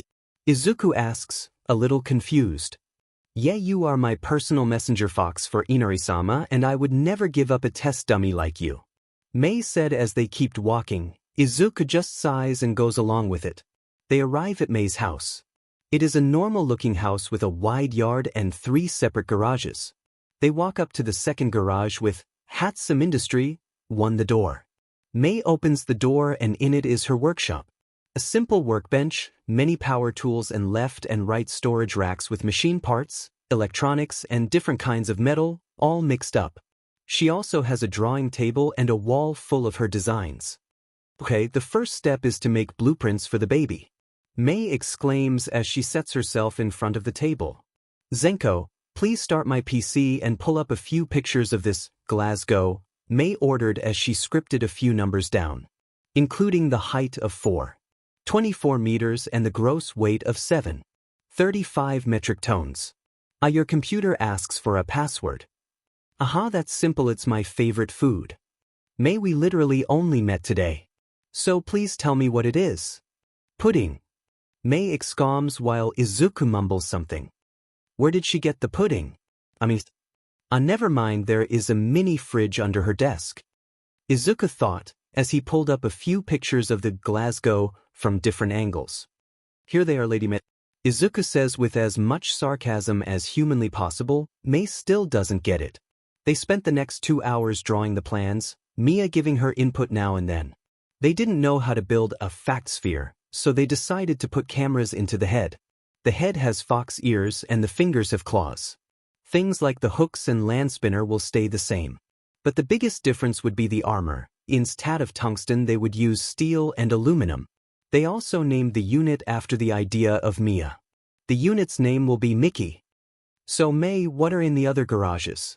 Izuku asks as looks over the plans for Mickey. Well, the first one is for my dad's cars, but the other is empty except for a few of my babies. May said as she looked over the blueprints again. Okay, then here is the plan. I will get scrap metal and electro parts from the dumb beach and you will start to contract a hand as a proof of concept. After that we move to the upper body and legs. If the legs aren't strong enough to support the upper body, then we don't even need to start with the arms. Izuku told May, who nods. She knows that 10 months are an extremely short amount of time for a full mecha to be built. Okay, so have fun with the hand. I will go to the beach. It is Izuku looks at his phone clock. 15:12, so I will sort the parts we need for half an hour there and bring them here tomorrow. That sounds good. See you tomorrow, Zenko. May said as she got up and walked to her workbench. Izuku walked to the beach and met Kirishima and Rumi again. They were cleaning the beach of the trash for a challenge from All Might. He told them that he would need stuff from the beach, mainly metals and electronic devices. They agreed to help Izuku a little to sort. They also found a car trailer and Izuku said he would pull it to Mei's house. The other two said they would help Izuku and get strength training on top. Izuku then said that he must go and went home. His mother wasn't home yet, so he just started to make food as he was halfway done when she came home. He was making Italian pasta. They talked about their respective days and what they have planned for tomorrow. Apparently his mother wanted to spend the day with Namuri. He told her about May and that he would meet her again tomorrow. The response from Inko was to sing about grandkids. Mia was laughing her butt off. Izuku just sighs and goes back to his food. The next day Izuku got up at 6:30 and got ready. He put on some black sweatpants and a Gary shirt, dark blue steel-toe shoes and a green jacket. He ate something and left a note for his mom. He left the house at 7 o'clock and went to the beach. He sorts trash for 2 hours in peace before Rumi and Ijiro come. They were the same thing as yesterday. They load the car trailer together and then push it to Mei's place. As they get there they hear a new explosion and see smoke coming from the garage that Mei uses as a workshop. The three quickly ran to the door and saw Mei stumble out of the garage. She has apparently tried to use the microwave transformer and had blown the hand up. They placed the trailer in the yard. Rumi and Ijiro went back to the beach to clean it up. Izuku unloaded and went to help Mei build the hand. After about 3 hours the hand was done and ready for testing. Mei, how long are you awake? Izuku asks Mei, who looked even more hyper than usual. I think I hit the 78-hour mark in 20 minutes. So nothing to worry about when I get a little bit of chocolate. Mei said as she looked at the clock. How about a compromise? I will make the steel catch for the cockpit and you will catch 1 hour of sleep. This way you get new ideas and I finish the boring part in the process. Izuku told Mei, who quickly went to her couch and slept. I think you were right about the crazy girl part, Nace. Izuku told Mia, never underestimate a goddess. She simply responded. Izuku worked for an hour at the framework and then woke Mei up. He intended to let her sleep for longer, but Mia advocated that she won't listen to him about sleeping again if he did that. So after she woke up she inspected the framework. That's nicely done, but where did you get the metal from? I melted the steel parts from the beach with my quirk and casted it in the form. The rest of the metals have been put aside for later use. At 1800 hours he told Mei that he would get home and that she also should try to get some sleep before she works herself to the early grave. On his way home, Izuku looked by the beach and saw Rumi and Ijiro work and making a competition out of the cleaning. Hello young Midoriya, it's good to see you. Yagi spoke up as he walked to Izuku and waved shortly at him. It is good to see you. Again he made a small pause. What do you think of those two? They will both become great heroes, but do you think they will become great enough for it? He asks Izuku. No, he asks Mia directly. If you are struggling so much, then invite me also to the party when you will give it to the next person. Izuku proposed and all might accept it. They then parted ways and went to their homes respectively. A month later the whole group had gotten fitter, even Mei. But the important part was that they had the cockpit up and running with all systems. They had also learned each other's quirks, or in Izuku's case one of them, over the month. Mei's quirk was a simple one and called Zoom. It allowed her to summon anything 5 kilometers in front of her. Ijiro's was also simple in nature and called Hardening. It hardens his body up to unbreakability, but it costs stamina to harden, so he is exhausted quickly but slowly builds his stamina up. Rumi had, like Izuku, next to the mutation part of her quirk, emitter part. The second part of her quirk is so different from her mutation quirk, rabbit, that it got classified as a second quirk, called ratio. It allows her to divide her target with 10 lines and forcibly create a weak spot at the ratio point of 7:3. She can freely decide how and which part is divided, and it works on both organic as well as inorganic objects. Both Ijiro and Rumi helped to transport the materials to Mei, but were kept none the wiser about what Mei and Izuku were building. Mia was more than excited to see the mecha taking form and being constated by a bunch of 14 to 15-year-olds. I mean, if we can come this far in only a month with junk as supply, how much could someone do with a fully equipped lab and the right supplies? Who cares? Izuku thought as he got back to work. So the cockpit is done, let's get the legs moving. Mei announced as the other two cheered at her. Hey Mei, maybe you can use it at the Spot Festival at UA and get first place with it. Izuku said with a cheeky grin from the hatch on top of the cockpit. Her eyes go wide as she thinks about the popular Atai that would get her. The great inventor Mei Hatsum and her mech. But if you try and call me once more the father of any of your inventions, I will crush it. He threatened half seriously. He knew in his heart that only a mech is allowed to beat a mech. Mei didn't think too much of it because she knew that Izuku would never destroy his handwork. Tomato, tomato. You just don't want to be called that in public. Here you are happy that you are the father of this baby. She retorts, making him blush a little and laugh. Izuku had gotten his third tail and decided to show it to Mei and only hide the extra 2 at school. I mean, what is there to lose? I am her test dummy and personal messenger to Inari-sama. There isn't much more she could do. Right? Okay, let's get back to work and finish Mickey. Izuku said, getting Mei to cheer. They then went back to work and started the legs. Another 7 months into the future, 2 months to the entrance exam, Izuku got an invite along with his mother to UA to attend the handover of the sacred torch called One for All. They both agreed and went to wear their formal dress. Inko is 173 centimeters tall. She has undone her hair and lets it fall over her back. It is dark green in color and she has a little green fox hairpin in it. She wears an emerald necklace, white elbow-long gloves, a green evening dress and black dress shoes. Izuku is 174 centimeters tall. He has grown his hair out and has done it into a ponytail. It is dark emerald green in color with black tips, the same for his tails and ears. He wears black suit pants, a green dress shirt, gray dress shoes, a black suit jacket with a golden design that forms a fox and a golden tie. As they got into the hall, they were one of the first ones to arrive. The others were Principal Nizu in his standard principal clothings and Chio in her recovery girl costume. The next to arrive is Mirai in his hero costume and with him a blonde boy. His name is Mirio Togata. He is 181 centimeters tall and has blonde hair and blue eyes. He wears the Stand UA uniform. After that, Sora Hiko in his hero costume arrives with 2 people, an orange-haired girl with side ponytail and a silver-haired boy with extreme eyelashes. The girl's name is Kendo Itsuka. She is 168 centimeters tall and she has orange hair made into a side ponytail and big green eyes. She wears a wine red dress with red shoes. The boy's name is Tetsu. He is 174 centimeters tall and has shoulder-length silver hair and black eyes. He wears a silver suit with black highlights. The last to arrive is All Might in his muscle form together with Rumi and Ejiro. Rumi wears a black dress with mating purple knee-high boots and purple elbow-high gloves. Ijiro wears a red suit with black details. And then there is All Might. He wears an incredible ugly yellow striped suit with a brown tie and black shoes. Thank you that you all have gathered here. Today we decide who will receive my quirk. All Might began from the podium of the hall, stunning Kendo, Tetsu, Mirio, Rumi and Ijiro. As you know, I am All Might, but my real name is Toshinori Yagi, and that you are here means you are a candidate to receive my quirk, one for all.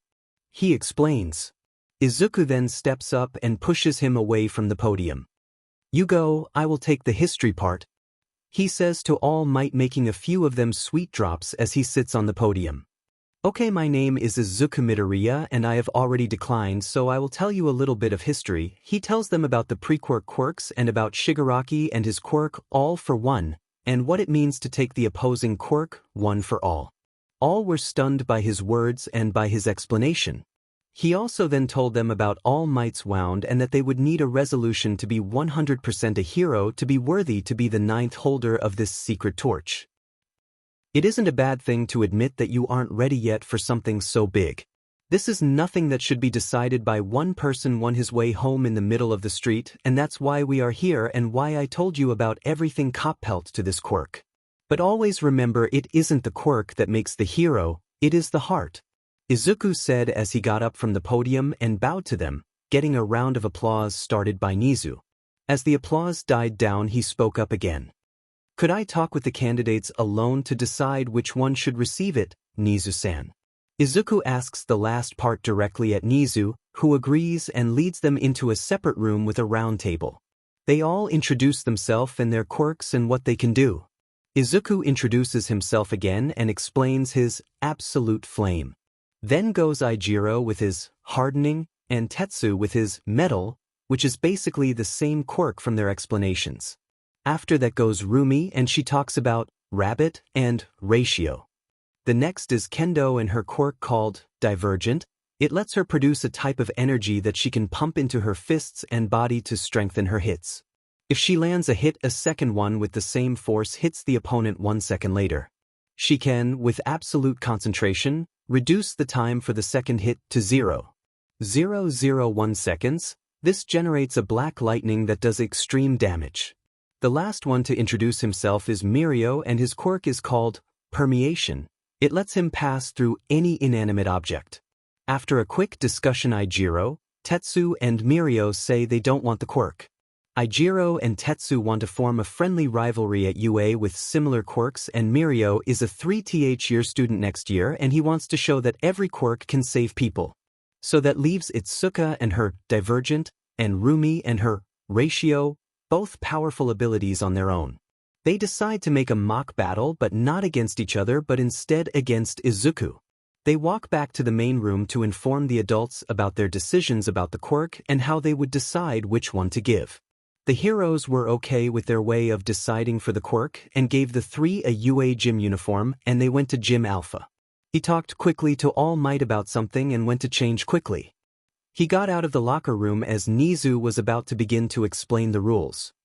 Here are the rules. You will fight 3 rounds. The first is against the winner of the coin throw before the start, the second against the loser, and third against both together.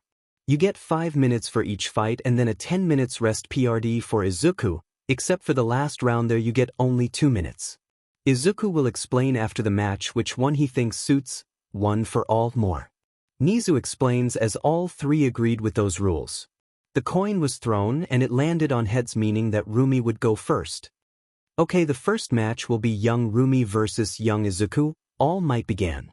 Both got ready in their respective parts of the ring. All Might reverted back to his small might form and began the fight with a loud start. Both spirited at each other and Rumi got ready for the first punch, but Izuku simply diverted the punch to the side and attacked himself, but she dodged the uppercut with a backflip. After the first engagement they knew what to expect and continued the heavy exchange of blows. She managed to hit Izuku with 3 hits but was self-hit all times. Izuku then put both his hands on her shoulders as he jumped over her and got a little bit ground. He then quickly turned around and created 4 medium-sized fireballs that he formed to look like arrows. As they left the 10-meter radius, they went up in smoke, obstructing the vision of Rumi for a few seconds. Izuku used that to jump in front of her. He punched and she grabbed both his fists and both crashed heads together, smiling as if they were mad. Izuku again formed 4 fireballs and they shot in arcs to Rumi, hitting her. This also covers her in smoke and she uses ratio to land a devastating kick to his stomach at the artificial weak point. This kick sends Izuku flying, but he catches himself with a few backflips. He then covers his hands in green fire and he sprints to Rumi and they start exchanging blows again. Rumi is slightly burned by the flames on Izuku's fists, but she manages to hit about every weak point she creates.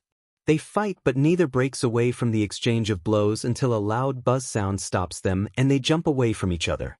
Rumi had burns all over her arms and upper body, but all could be healed by Recovery Girl. Izuku had a few broken bones, but he could heal them with Soul. He also had a slight burn on his arms, but he also healed them quickly. Izuku and Rumi got up and smirked at each other. "Not back, Fox Boy. I hope we can fight again sometime," Rumi said as she reached out to shake hands. Izuku took her hand and shook it. "It was fun and I hope to fight you again. Maybe on stage at the sports festival." Izuku proposed, to which Rumi agreed. After the 10-minute break, both Izuku and this time Kendo got into position. As All Might stepped up as announcer. "Okay, it is time for the second match. This time it will be young Kendo versus young Izuku. The rules are the same as for the first round, so give your all," he said as both got into position. "And start." With the signal, both combatants jumped forward and pulled a right hook at each other, but hitting the other's fist with their own. Both had the same power behind the punch until Kendo's Divergent activated. The second hit sent Izuku a little bit back and broke his guard. Kendo quickly followed up and sent a barrage of attacks into Izuku's way. He still managed to dodge a few but was hit by the majority. She stopped after all her attacks connected and Izuku laid on the ground, but he then jumps up and simply cleans himself of the dust. He then jumps forward and with both fists ready to punch, but he also creates flaming orbs around him and fires his Fire Fist barrage.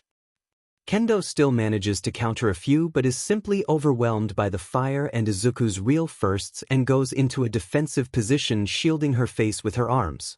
After his attack loses some speed, she finds an opening and pulls an uppercut at his chin. The punch generates a black lightning and sends Izuku flying again, nearly knocking him out in the process. But before he can even land, the match is called by the buzz sound and he simply lands and walks up to Kendo and shakes her hand. "That was a good match," he started. "I hope to fight you again," simply says as he then walks to the side and collapses on a bank. Nizu and Chio quickly go to him, but he says he is okay and that he just needs a little rest before the next round. Izuku is fit again after the 10 minutes break and goes to the arena for the 3th and final fight against the two of them at the same time. All Might plays announcer a 3th time and begins to speak. "Okay, here is now the 3th and final fight, young Rumi and young Kendo versus young Izuku. The rules stay the same and so give it your all," he announced. "And start." As All Might gave the signal, both Rumi and Kendo ran at full speed to Izuku, pulling their right fists back and readying themselves to punch Izuku. In response, he created a wall of flames in front of him and shot arrows out of the wall.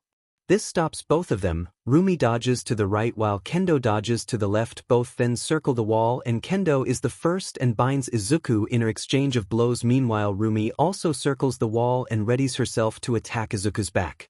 He notices that he is circled and creates foxes out of the flame wall. They jump at Rumi and stop her from attacking Izuku. She still quickly deals with them and attacks Izuku, who then dodges under one of Kendo's punches, evading both attacks. Rumi is hit by a black lightning punch of Kendo and Kendo is hit by a flying kick of Rumi. Both attacks were dodged by Izuku and they are strong enough to send the other flying. Rumi catches herself in midair, while Kendo hit the ground, but she made a backflip to get into a standing position again. Both made another dash into Izuku's direction, but before their hit could connect, they were again stopped by a buzz sound. Izuku notices that they can't stop their attacks, so he jumps in the air and dodges them. "Ah, that was fun," he said with a big grin. "Let's do this again sometimes," he said as he pulled them both up and they walked back to the hall for the final discussion about All Might's quirk. Okay, so as they said, neither Ijiro, Tetsu or Mirio-senpai want one for all. Izuku said, and the three nodded. That only leaves Kendo and Rumi open. Both are skilled CQC fighters and are really skilled. But they also have their differences. Rumi focuses on precise, powerful attacks while Kendo focuses on strong and quick attacks. Izuku explains. Kendo and Rumi agree with his assessment. I have asked All Might and he knows less about his quirk and how it works than everyone else here, so that means I must, in relation to his fighting style, make the decision, and I would say that Kendo would have better ways to integrate the quirk into her style. He said. This shocked Kendo a little and made Rumi sulk a little, but she is quickly over it and congratulates Kendo. The others agree with his evaluation. The rest of the day is spent bonding between the teens. Tetsu and Ijiro challenge the rest to a arm wrestling competition. They all agree and they draw lots. The first pair is Ijiro versus Mirio, with Mirio as the winner, the second Rumi versus Kendo. It ends with a draw, and the third Izuku versus Tetsu with Izuku as winner. The last round is Mirio versus Izuku. Izuku battles hard but loses at the end against him. While the teens bond and get to know each other better are the adults talking among each other. Sorahiko boasts about the fact that Kendo got the quirk and not one of the others. Inko and Nizu wondered who were the teens and who were the adults as they watched Mirai. Sorahiko and Yagi argue about who won and why he is the best teacher. On the next day, Izuku met up with Mei to finish building Mickey. The slash hooks and land spinner probation system worked in perfect order.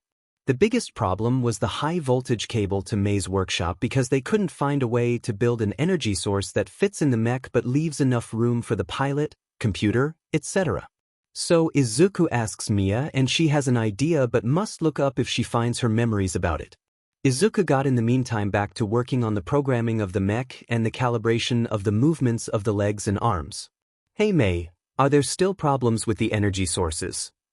Izuku finally asks after watching a frustrated Mei working on something for 10 minutes. She, in response, drops her tools and turns around to him. Hey Zenko, I am trying to get our version of the Yggdrasil drive up and running for 30 hours straight now and I haven't made any progress. She told him. Izuku scratches his cheek and looks at it. I even got such a wonderful name, Kitsune Drive. Mei told him. Here, look at this. Izuku says as he pulls a few documents out of his backpack. These are from a German fusion reactor called Stern. They got it running for 40 days with high energy output to power the facility and keep the reaction going. Mei looked at the documents as her eyes widened and she gave a quick kiss to Izuku's cheek. Oh, thank you Zenko, you are really a God-sent divine messenger. Mei announced as she read through the 20-page document describing a hydrogen fusion reactor, or as it is called in the papers, Stern. It was apparently destroyed after 40 days of working at no stop with a nearly 1% mass to energy conversion. And I researched a little for this part about the energy and just go watch The Unreasonable Efficiency of Black Holes from Minute Physics for an in-depth explanation, but I will not go into even more details. This is foremost a fun story and not a scientific treatise. Stern was destroyed by an explosion. It was later discovered it was sabotage, but all but one member of the facility were killed. Mei got to work and engineered the new power source for Mickey. 1 month later, 30 days until the entrance exam. Over the course of the last month, both Mei and Izuku had worked greatly on Mickey. Mei was permanently working on the new power source, a newly reinvented hydrogen fusion reactor. She gave it the name Tenko, meaning heavenly/celestial fox. There were still a few accidents with it that blew up some cables because of missing limiters and transformers. But it was now in working order and ready for its first test run. Izuku has worked on the calibration for the limbs so that they now move like the pilot wants to. He also painted Mickey in a gray/black color with Mickey in rad kanji for appealing princess. Today they would have a full test run with Mickey and Tenko as her power source. Izuku would pilot and Mei would monitor the readings of Tenko. They also invited Kendo, Rumi, Ijiro and Tetsu to come and watch. Mei's reasoning was to have people as protection should something go wrong. Neither had built a cockpit ejection system because they thought it would get in the way and could destroy many things if accidentally triggered. Izuku sat inside of Mickey's cockpit on the first activation in case something went wrong. Mei was checking on the readings from Tenko. Rumi and Kendo were hiding behind Kirishima and Tetsu in case they must take cover. They were also filming the whole event with 16 cameras from 10 angels to analyze if something went wrong. Mei gave the signal that all readings were good and that the test could start. First activation test of Mickey is about to begin, Izuku announced over the speakers of the mech. Mei gave him a second OK sign, and power on. With that the mech started moving. Izuku could turn the head a little, but the most important parts were the arms, hands and legs. All systems were listening to his control perfectly and he could now move Mickey freely, without interference through the energy cable. He then grabbed a few weights he had prepared and lifted them without a hitch, even the 1-ton steel block. He got Mickey back into her support framework and shut the power off. After Izuku got out he got cheering from Kendo and Rumi and manly cheering from Tetsu and Ijiro. Mei meanwhile checks on the readings from Tenko but she doesn't see any problems. She then got up and cheered with the others. Izuku gave a thumbs up. But we aren't finished yet. Izuku said to Mei who signed in response. I know. We must now look at all joints to check for wear and tear. Mei said as she got up and they both began inspecting the joints. The others went home and Mei and Izuku were still checking the joints. It had begun to rain and they had to put up a tarp over Mickey to continue the inspection. Some really had wear but all looked fine. Izuku sat down in the cockpit and inspected the electronics. After 2 hours of inspections they were sure that nothing was damaged from the test. It was about 18 o'clock and Izuku and Mei were still working. Izuku had called his mother and had told her that he would get home late so she wouldn't worry. Mei then came up to the cockpit as both made a short break. The rain had stopped. Hey Zenko, I have a question about your quirk. Mei said as Izuku turned to her. He motioned for her to continue. Your quirk can't be plain and simply flame control and a fox mutation quirk. She stated bluntly. Izuku gave her a dry laugh. You're not wrong, I have 2 quirks. The first is my own called Absolute Flame. It lets me control and generate any type of flame in a 10-meter radius around me. He began explaining, getting a from Mei. The second is from Irima. He then told Mei about Mia, the pre-quirk quirks and how he gained his second quirk. She was understandably a little bit shocked, but she took it well. So you are really in contact with Inari-sama? Mei asks, which Izuku confirms. Aha, the great Mei is even known by Inari-sama. My fame even reaches gods. Mei yelled as they suddenly heard something from outside. Okay, what the F? Kato Hatsum said as he got back home and saw the mech in his yard. The mech is 20 meters tall and has a support structure built around the back. Mei and an unknown fox boy were looking out of a hatch. On the torso was the word Mickey in red kanji and on the soles and the cockpit the word you in gold. Hey, what have you done now? Where did you get the mech? He screamed at them. Hello, Papa, and we built Mickey from scratch and scrape. Mei said as she looked to her right and saw Izuku. And this is Izuku Midoriya. He is my divine messenger that has brought me the idea for Mickey and her power source. Good day to you, sir. And please, I am your daughter's personal divine messenger. It is nice to meet you and please call me Zenko, sir. Izuku said with a smile from the top of the mech. He liked it to be called Zenko, and the best part is he is a literal Zenko because he is in contact with Inari, even if she acts like his very broad, older sister. I am a god, I can hear you now. No, I didn't, and stop breaking the fourth wall. Yeah, you are just jealous that you don't have your own mech. That may or may not be true, but can we continue with the story now? I don't see a problem with that. Hello Zenko, how long will it still be here? Kato asked. He doesn't want to know why he calls himself a divine messenger, but that is something to worry about later. Not it, Papa. And she will leave with us for the exam. Mei explains, making her father nod. He didn't want any details and he thinks he doesn't want any. He is a simple car mechanic with an extremely talented and crazy daughter. Nothing more. So he went into the house and would do the only thing sane. Pretend for the next 2 weeks that there wasn't a mecha in his yard that was built by his daughter. Yeah, nothing abnormal here. Oh, and before I forget it, he says, making Mei and Izuku turn to him. If you lay your hand on my daughter, you are dead, divine messenger or not. He threatened as he then simply closed the door behind him, not even waiting for Izuku's response. What does my dad mean? You helped to build Mickey. Mei said, completely clueless. This made Izuku facepalm. You know as well as I do that you looked at her bub more than once. You're not helping, Nason. And yeah, I looked at her bub, so what? Nothing, it's just amusing to tease you.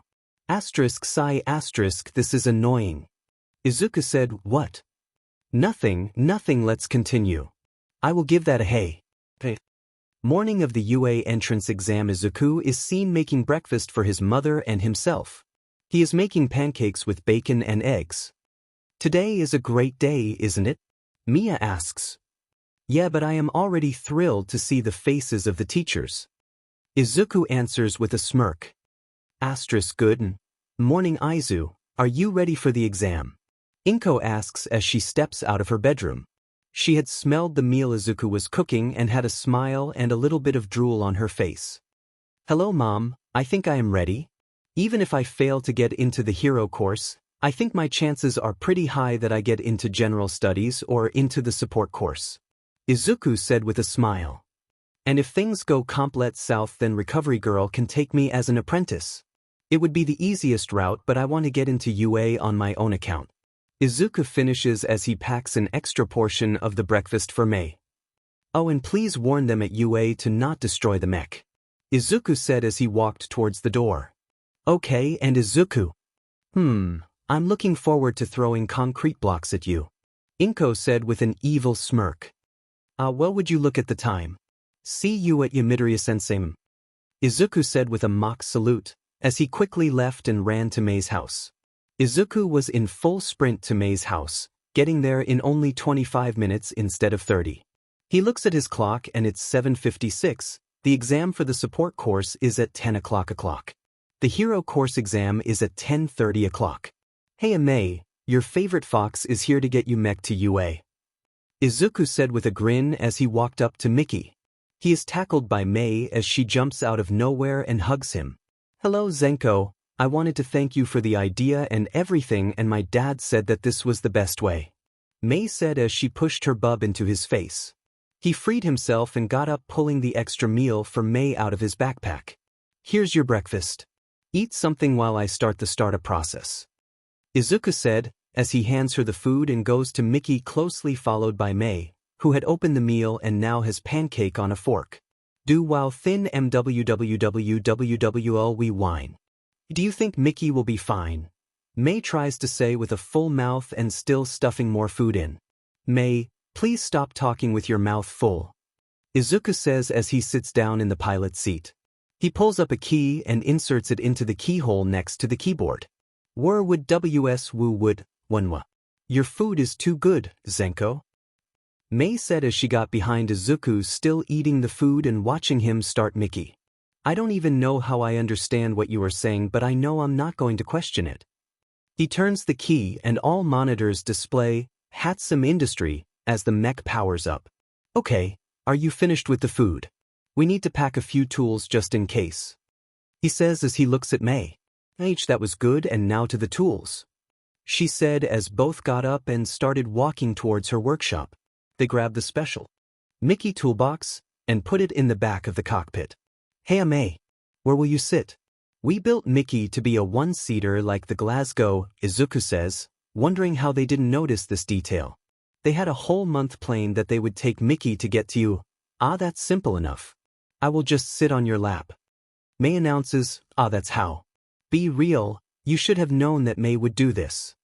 Well, you are not wrong, but that doesn't mean you are right. Mei is just AF wild card. I am not going to argue with that. She is a wild card. As Izuku was talking with Mia, Mei jumped quickly over the seat and into his lap. So now I get a first row seat when you drive Mickey to UA. Mei said as she made herself comfortable in Izuku's lap. Sigh, you know that you are a wild card, right?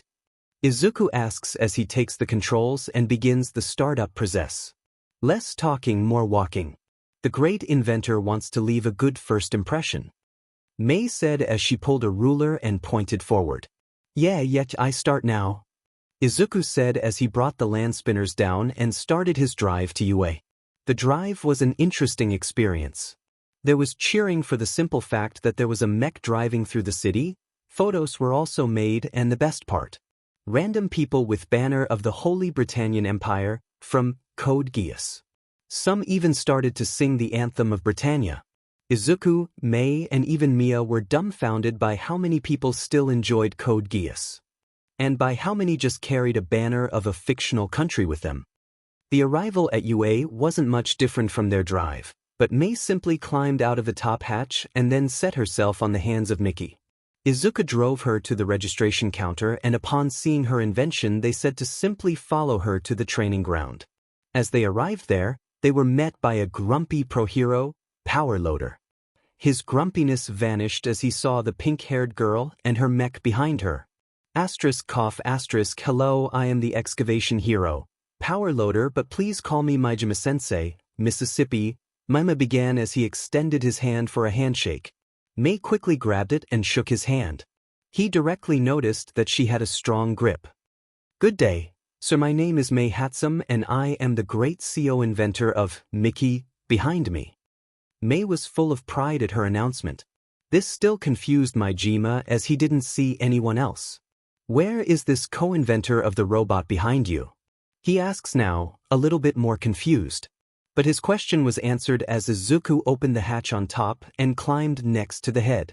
I am up here. My name is Izuku Midoriya. You know my mom and I didn't apply to the support course. I will take the hero exam later today, but first I am here as the co-inventor and pilot of Mickey. Izuku explains as Higuri's eyes under his helmet widen. He recognizes Izuku directly as the son of Inko and also remembers that he likes to be called Zenko from Inko's stories about him.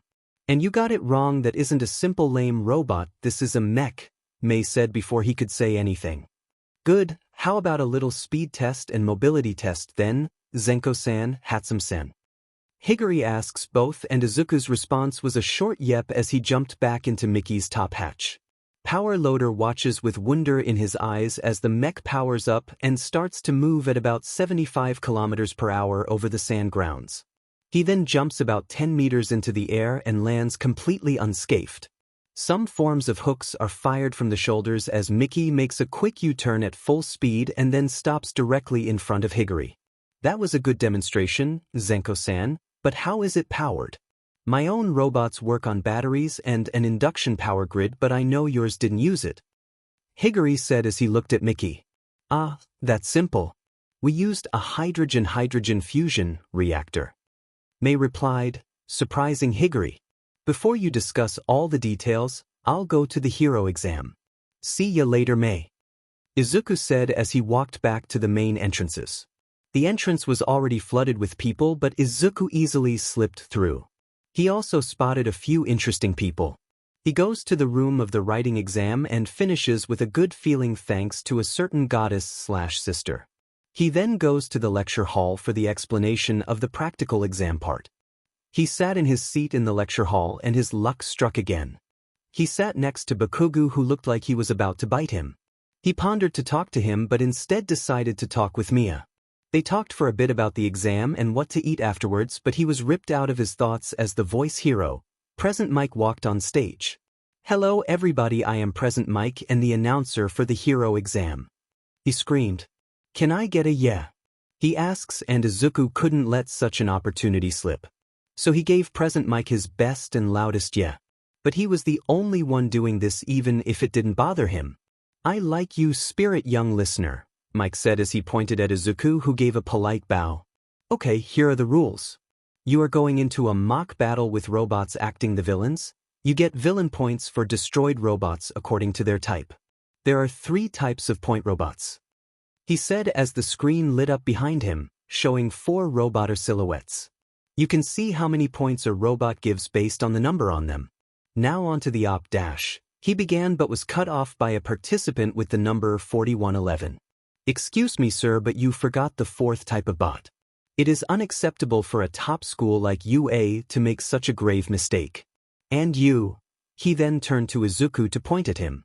You were distracting the others the whole time and didn't pay attention to the presentation. He accused Izuku. If you don't want to be a hero, please leave or take this exam seriously. He said. You are funny, dude. I paid more attention than you. Our good present Mike said that there are 3 types of point robots, meaning that the last one won't give any points. Izuku said, surprising number 4111 and the others. And to the point about distracting the other, what in the world did I do that would distract the others? I sat here listening and didn't say a word, so please tell. And even if something so minor is enough to distract you, then please think again about becoming a hero. You or someone you try to protect could die if you are easily distracted. Izuku said, stunning the hall in silences. ***, thank you number 4111 for the question and number 1002 for your answer. As he said, the robots I just named are the point bots and the 4th type are the so-called arena traps. There is only one per text field and they give 0 villain points. So my best advice for you is to simply avoid those. Now please get into your ascent areas. Hopefully see you soon. With that he simply walked off stage and into the hallway. Izuku is now at Battle Center D. He already spotted number 4111. He is 179 centimeters tall, has black hair and some type of engines on his calves. He wears a blue tracksuit and square glasses. His trouser legs are rolled up for his engines. Izuku doesn't concern himself with him further and simply realizes his transformation, revealing his 2 other tails. He then transforms his hands to sharp claws and goes on all 4 and readies himself. A savage grin forms on his face as he feels the disturbance around him as he ignites green flames on the tip of his tails and his ears. He also feels that he is approached by number 4111, but before he can say anything, the single 2 start comes. And go! Present Mike starts the exam over the speakers. Izuku reacts on the spot and jumps over the still opening gate and begins destroying robots. The rest are totally shocked by his actions and they only begin as Present Mike says that they should get going. The teachers watched with interest. Many spotted candidatas they would like to have in the hero course. Inko didn't even focus on Izuku but instead looked out for Kendo, Rumi, Ijiro and Tetsu. Surprisingly, the boys were both in the same arena and had teamed up, but it also looked like they were having a competition at the same time. Rumi is in the same arena as Izuku and she was also shocked by his savage actions and shortly stunned, but she was the first to run after Izuku. Kendo was the first to start in her battle block and she already had a juicy head start. This year we have many interesting people. Nizu observed as he looked at a monitor where Bakugu just destroyed a robot with an explosion. Wouldn't you agree, Inko?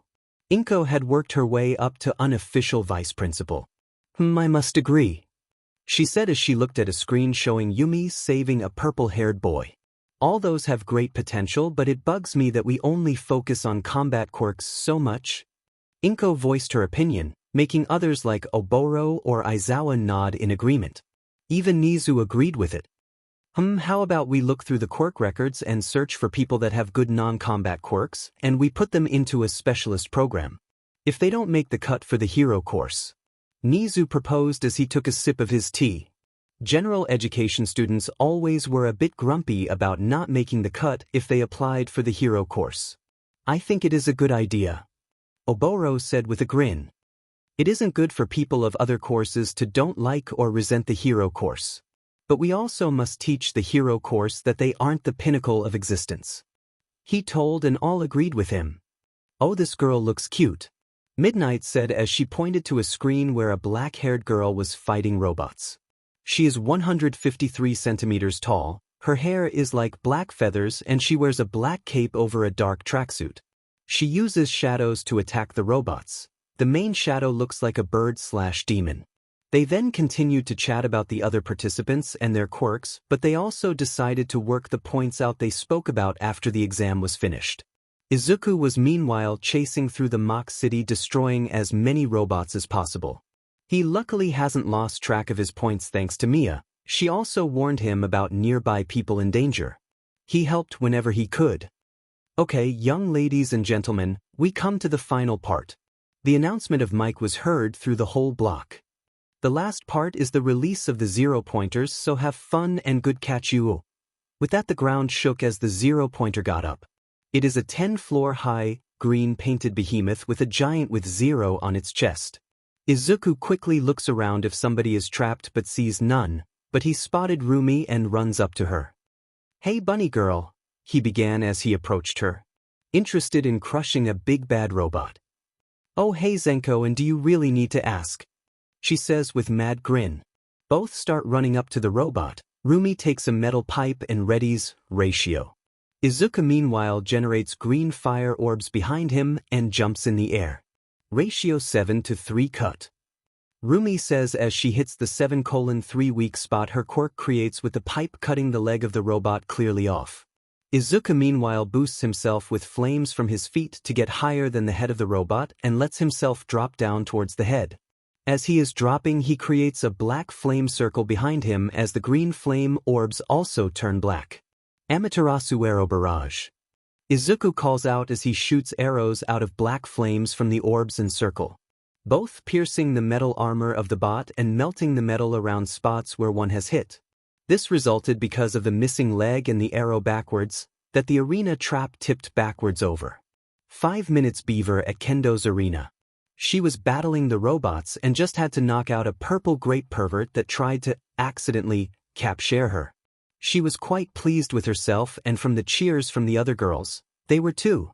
Mike then announced the 0-pointers and she was about to run as she heard a faint cry for help. She quickly looked around and saw that a brown-haired girl was trapped beneath rubble. She then sprinted to help her and lifted the rubble off of her and helped her up. She had broken her ankle and couldn't walk. She was also exhausted from her quirk. Kendo quickly noticed that she couldn't save her if she must drag her, but she saw Tetsu and Ijiro and quickly called them. "Hey Stone and Steel." She yelled as she threw the girl in the arms of those two. She then turned around and activated One for All. She jumped high into the air, breaking her right leg in the process, and then activated Divergent in conjunction with One for All. Black Lightning Smash. She yelled out as she punched it with full force in the face, sending the whole head, as a separate part, flying.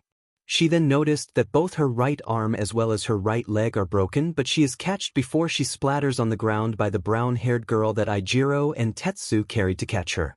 "Haha, that was fun and thanks for the catch," she said with a smile as suddenly a look of horror came over her face. "Zenko is going to be so angry with me for how I used my quirk." This also got a look of horror from Tetsu and Ijiro. I think he is manly enough to not." Ijiro stumbled. Tetsu didn't even try to console her, but they were quickly torn out of the thought about Izuku, as suddenly the brown-haired girl began to vomit rainbows. "Do you guys see the same thing?" Kendo asks, getting a nod from both Eiji as well as Tetsu. A buzz sound is then heard as Mike speaks up. "And that concludes the practical exam. Good luck and see you guys soon," he said as Ijiro carried the girl that had now lost consciousness and Tetsu carried Kendo because of her broken arm and leg. They all went to Recovery Grill's offices where they met Izuku and Rumi. Izuku had apparently calculated the burn for his flames wrong and he had face planted on the ground and broke his nose.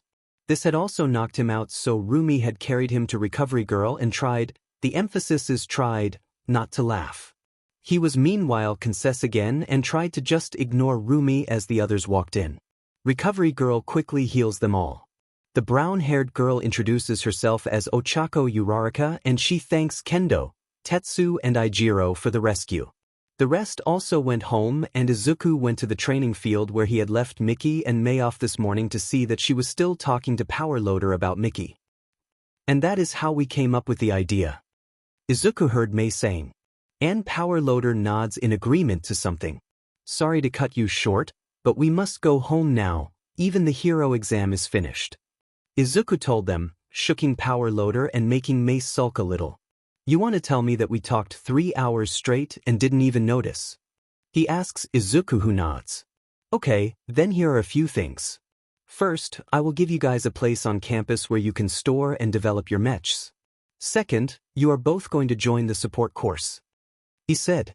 "Well, Mei will be ready with that, but Have just been through the hero exam, so please talk with the other teachers first. Izuku said as he grabbed Mei and both got going home, leaving Power Loader and Mickey behind. Oh right, he said as he turned around one last time. Just call my mom if you need me to move Mickey. I don't want a single scratch on her. With that, a week passed. Izuku was sitting in his room and watched anime, as he heard his mother's voice. It is here, Izuku. Your letter from UA is here. She said as he quickly got up and opened it in the living room. In the envelope was a letter and a little metal holoprojector. Izuku didn't watch the projection but instead simply read the letter. So apparently there were two types of points: villain points for defeating the robots and hero points for helping other participants. He has gotten first place, and Principal Nizu and the newly named Vice Principal Inko Midoriya congratulate him for breaking even All Might's old record of 102 points. He would also take double courses and could work with Mei whenever he wanted, and his marks would stay good in the classes where he would work in the support course. He then started the projector and it was only some gibberish from All Might. Yes, young Izuku, welcome to your hero academia, was All Might's last line as the projector now showed a list with the top 10. Wow, this line, am I in a bad manga or something? Well, to a time without quirks, would a manga with superpowers possibly rather popular? That sounds true considering the superpowers of Code Geass. Hero Entrance Exam Top 10. First Izuku Midoriya, points, 75V, 65H result, 140 points. Second Kendo Itsuka, points, 80V, 50H result, 130 points. Third Rumi Usajiyama, points, 68V, 55H result, 123 points. Fourth Eijiro Kirishima, points, 67V, 40H result, 107 points. Fourth Tetsutetsu, points, 67V, 40H result, 107 points. Sixth Fumi Tokoyami, points, 63V, 25H result, 088 points. Seventh Bakugo Katsuki, points, 77V, 00H result, 077 points. Eighth Achiko Uraraka, points, 28V, 45H result, 073 points. Ninth Ibara Shiozaki, points, 36V, 32H result, 068 points. 10th Tenya Ida, points, 53V, 09H result, 062 points. Izuku just woke up and is making breakfast for his mom and himself. It is the morning of the first school day at UA. Inko just got up and picked up her part of the food Izuku had made.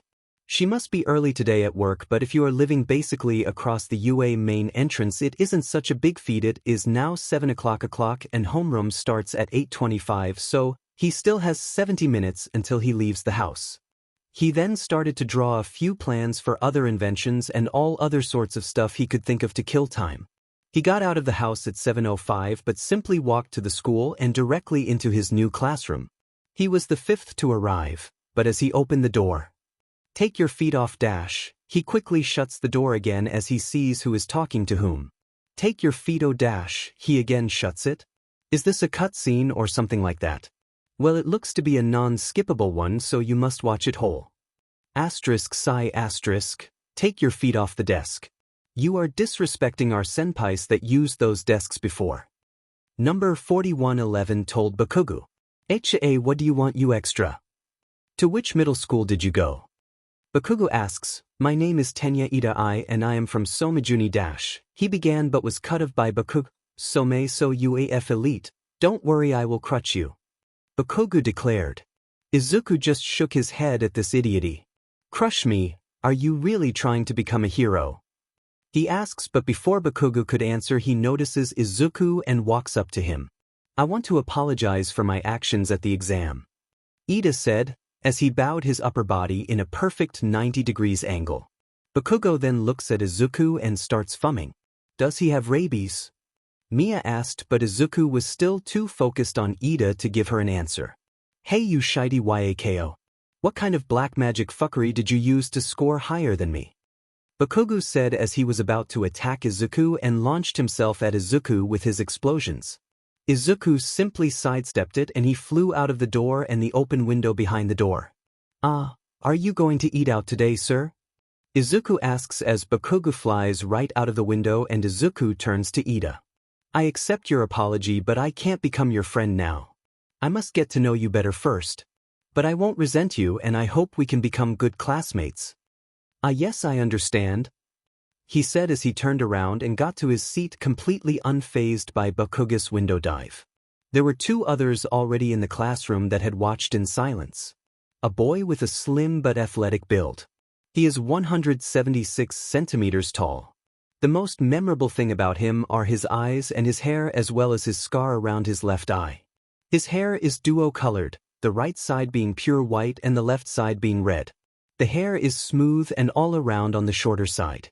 His right eye is a dull gray, while his right eye is a shiny blue. The scar looks like a burn and is all around his left eye and on the left side of his forehead to the hairline. The girl is fairly tall, being 173 centimeters tall, with a rather mature physique. Her eyes have an onyx color and she has long, black hair that is styled into a ponytail. They both had taken seats in the last row. Izuku greeted them silently and took a seat in the second row. The seat he took had the number 17 on it. Izuku had his three tails out because he didn't want to hide them at UA. He simply procrastinated until others arrived. The next to arrive were Kendo and Rumi. Rumi took the seats in front of Izuku while Kendo took the seat behind him. Then came a larger group including Tetsu and Ijiro. Ihiro had dyed his hair red and even his eyebrows. He then introduced his friend Mina Ishido, with whom he had gone to junior high school. Mina is an athletic build girl. She is 159 centimeters tall. Her skin is pink as well as her hair and she has yellow horns/antennae on her head that peek out of her hair. Her eyes are also special. The iris of her eyes is yellow while the sclera is black. Mina, Tetsu and Ijiro talk a little bit to Izuku before they go to others and talk to them. The seat next to Izuku's is taken after a short while by a cute-looking girl. She is athletic built and 153 centimeters tall and wears a black cape over her school uniform. Her hair is like black feathers while her eyes look like pyrite. Hello Fox-kun, I am the Shadow Empress Fumi Tokoyami and I got 6th place on the entrance exam, she said with a slight smile. Are you one of the fox spirits, called Kitsune? She asks Izuku as she tilts her head to the side. Hello Tokoyami-san. My name is Izuku Midoriya and you could say that. I am a kitsune that is in contact with Iri-sama, a so-called Zenko. So please call me Zenko if this is all right with you, Shadow Empress. Izuku told her as she smiled and clapped her hands together. She is a Chunibyu? I like her, Mia said while Izuku was unsure what to think about it. Really only an eye patch was missing. Thank you Zenko-san. It is a great honor to meet a divine messenger, she said with a full-blown smile now. Please tell Inari-sama that I will be the next god of the night, she declared. This made Izuku smile as he nodded and Mia just started laughing. This girl is serious fun. Izuku then turned to the door. The rest of the class had arrived in the meantime and now there was a yellow sleeping bag. If you are here to socialize, please leave, the bag told them. Silences all of them. The bag is still face down. Good, it took you 8 seconds to quiet down. The bag suddenly explodes into clouds. You should have seen your faces, said a male voice. Out of the clouds walked a man. He is 190 centimeters tall with an average-looking build. His hair is cloud-like and light blue in color. His left eye is blue, the other is covered by a dark blue eye patch. The right side of his face has an old-looking scar. It goes from the right side of his forehead under his eye patch down to the right side of his chin.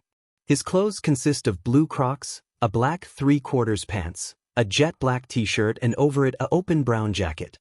He smiles brightly and then introduces himself. Hello everyone, my name is Oboro Shirakumo and I am the pro hero, Loud Cloud, but please call me Oboro-sensei, he told them with a bright smile. I wanted to make a little joke, sorry if I startled you. We will now go to the orientation speech of the principal and vice principal. After that we will have a quirk assignment test with class 1B, he told them. Okay then please follow me, he said as he got to the door. The class followed him.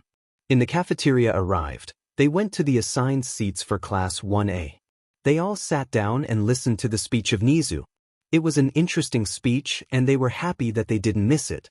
After he was finished, Inko walked up to the podium and began her part of the orientation speech and told them who she is and then spoke about the special course for the general studies students that want to get into the hero course.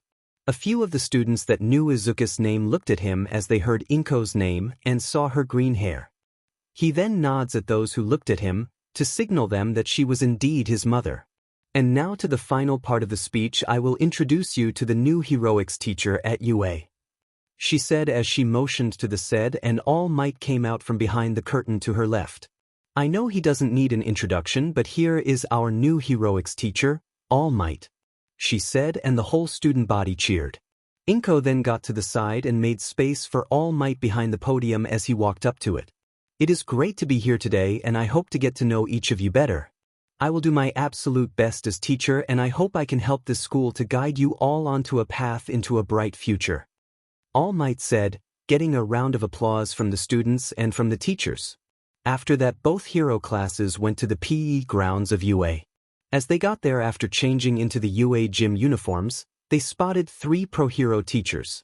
The first is the homeroom teacher of Class 1A, Loud Cloud aka Oboro Shirakumo. The second is the homeroom teacher of Class 1B, Vlad King aka Sekijiro Ken, and the third is Erasure Hero, Eraserhead aka Shodaizawa. Oboro is wearing the same clothes but he has now a brown quarterstaff with him. Ken is a 194 centimeters tall, very muscular build man. His hair is gray in color with short upward spikes and his eyes are dark red. He wears his hero costume that consists of a dark red skin-tight suit with a very low U-shaped collar, white over-the-knee boots and thick vambraces over his lower arms as well as an orange mask over his eyes. The students were now wearing their UA gym uniforms. Oboro was still wearing his casual. Aizawa is a 183 centimeters tall, slender build man. He has long black hair and tired-looking red eyes. He also wears his hero costume. It is a ragged black outfit that consists of a long-sleeved shirt and matching pants that tuck into his boots. He also wears a utility belt and his signature gray wrap scarf/capture weapon. Okay, like I said before, in class we will now have a quirk apprehension test, Oboro announced. Aizawa glared at Oboro meanwhile. He had lost the right to be the homeroom teacher of 1A with a stupid bet. He now also must go on a date with Miss Joke, but the worst part is that he wasn't allowed to expel anyone because he wasn't a homeroom teacher. The announcement got a round of cheers from the classes. They didn't know what it was yet but still cheered. Okay, so this is how it will go down. Can start it. We will do the 8 basic physical tests. These include 50-meter dash, grip strength, standing long jump, repeated side steps, distance run, seated toe touch, sit-ups and my favorite, ball throw. Can announce the tests. You will be allowed to use your quirks in all of those tests to get a baseline of what you can do with your quirks. This got another round of cheering from the students. Kendo Itsuka, you have scored the most villain points in the entrance exams, so you will go first, Aizawa said in a low-energy voice. Izuku watched him and one of his classmates. He had purple hair and both of them had the same low energy around them as well as their teetered looks. Izuku shook his head as he then looked to Kendo, who was directly next to him. He patted her on the back and gave her a quick thumbs up. You will show an example with the ball throw. Ken said. You will stand in the circle and then use your quirk to throw the ball as far as possible. He explained to her. And you are not allowed to leave the circle before you throw. Kendo then walked into the circle and readied herself.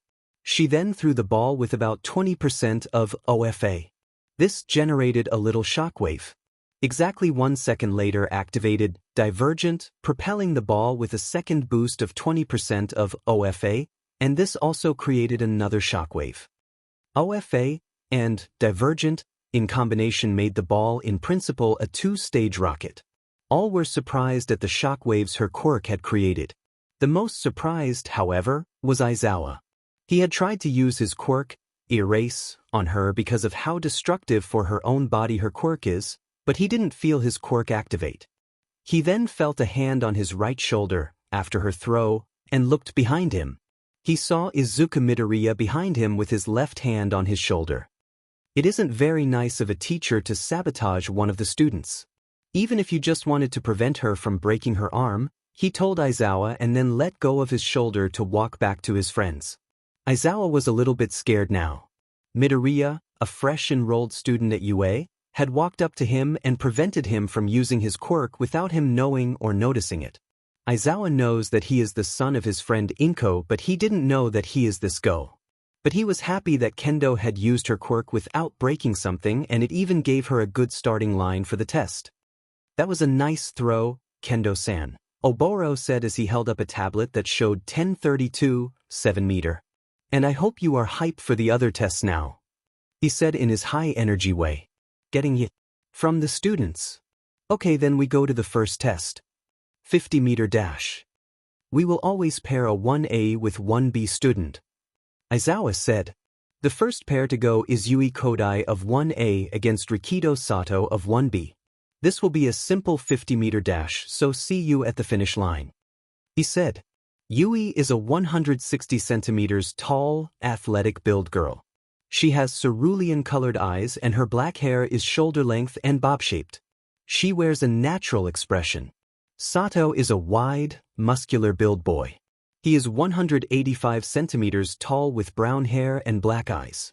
Yui went to Oboro and asked him if she could borrow his staff, to which he just grinned and said yes. He wanted to see why she needed the staff and maybe it would be fun. Yui and Sato are now seen standing on the start line. Sato is in a normal 50-meter dash position, but Yui is just standing normal there. She holds the staff with both hands behind her with one end at the ground. At the start single, both get going. Sato sprints normally, but Yui uses her quirk to make the staff bigger, giving her a boost. Oboro sees that she is too fast after the staff stops to expand and creates a cloud to catch her.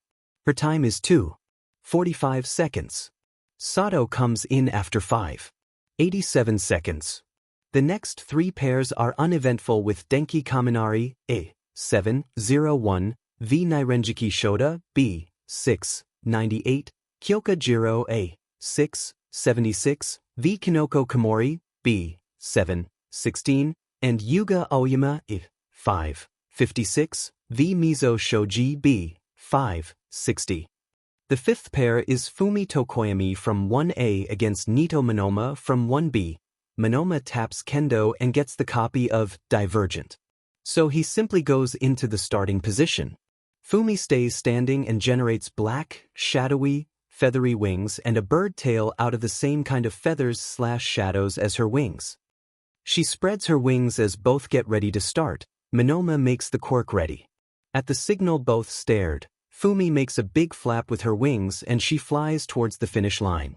Monoma does get a small boost from the quirk but trips, falls and faceplants at the first-second mark because of the second boost from Divergent. He then stands up and runs to the line without the quirk. Fumi's time is 2:94 seconds, Monoma's time is 13:07 seconds. He then grumbles something about stupid quirk under his breath and stays aside. He is simply an idiot who in their right mind would use an unknown quirk for a speed test. What do you mean? That's simple. I think he tried to copy Kendo's quirk for the run. But he miscalculated how her quirk works and ended up with his face on the ground. Izuku uses his fire as booster, getting 3:41. Rumi is just extremely fit and gets 4:43. Kendo uses the second boost perfectly and gets 3:59. Ijiro is a little bit fitter than Tetsu and archives a 6:01. Tetsu gets only a 6:26. Bakugu flies using his explosions and archives a 3:54. He then goes over to scream at Izuku for cheating because he was faster than him. A few interesting times from the B class include Setsuna Tokage with a time of 3:57, Juroda Shishida with a time of 4:67 with only running, and Pony Tsunatori with 4:70 again with also only running. I see all have good speed stats. Or they have just rolled a good initiative. Mia snickered at her D&D reference, but it went straight over Izuku's head. After all have finished, they go to the grip strength test. Again, many interesting methods are used. Shishida gets 350 kg, Mizo gets 840 kg and Sato gets 324 kg. All of them only use their pure muscle strength. I would call them berserker. Mia comments. Even if this Mizo dude has 6 arms. Fumi, Shoto Todoroki or Ibara Shizuki use their quirks to get the best result. Fumi uses the shadow and gets 540 kg. Shoto creates ice and gets 576 kg and Ibara uses her vine-like hair to get 635 kg. I would say Fumi is a dark mage, Shoto is an elemental mage and Ibara is a druid. So they are all mage types, Mia commented, continuing her D&D references. Tetsu, Kirishima and Hiryu Rin use their quirks to harden their skin to get a higher number. Tetsu has 403 kg, Ijiro has 439 kg and Rin has 375 kg.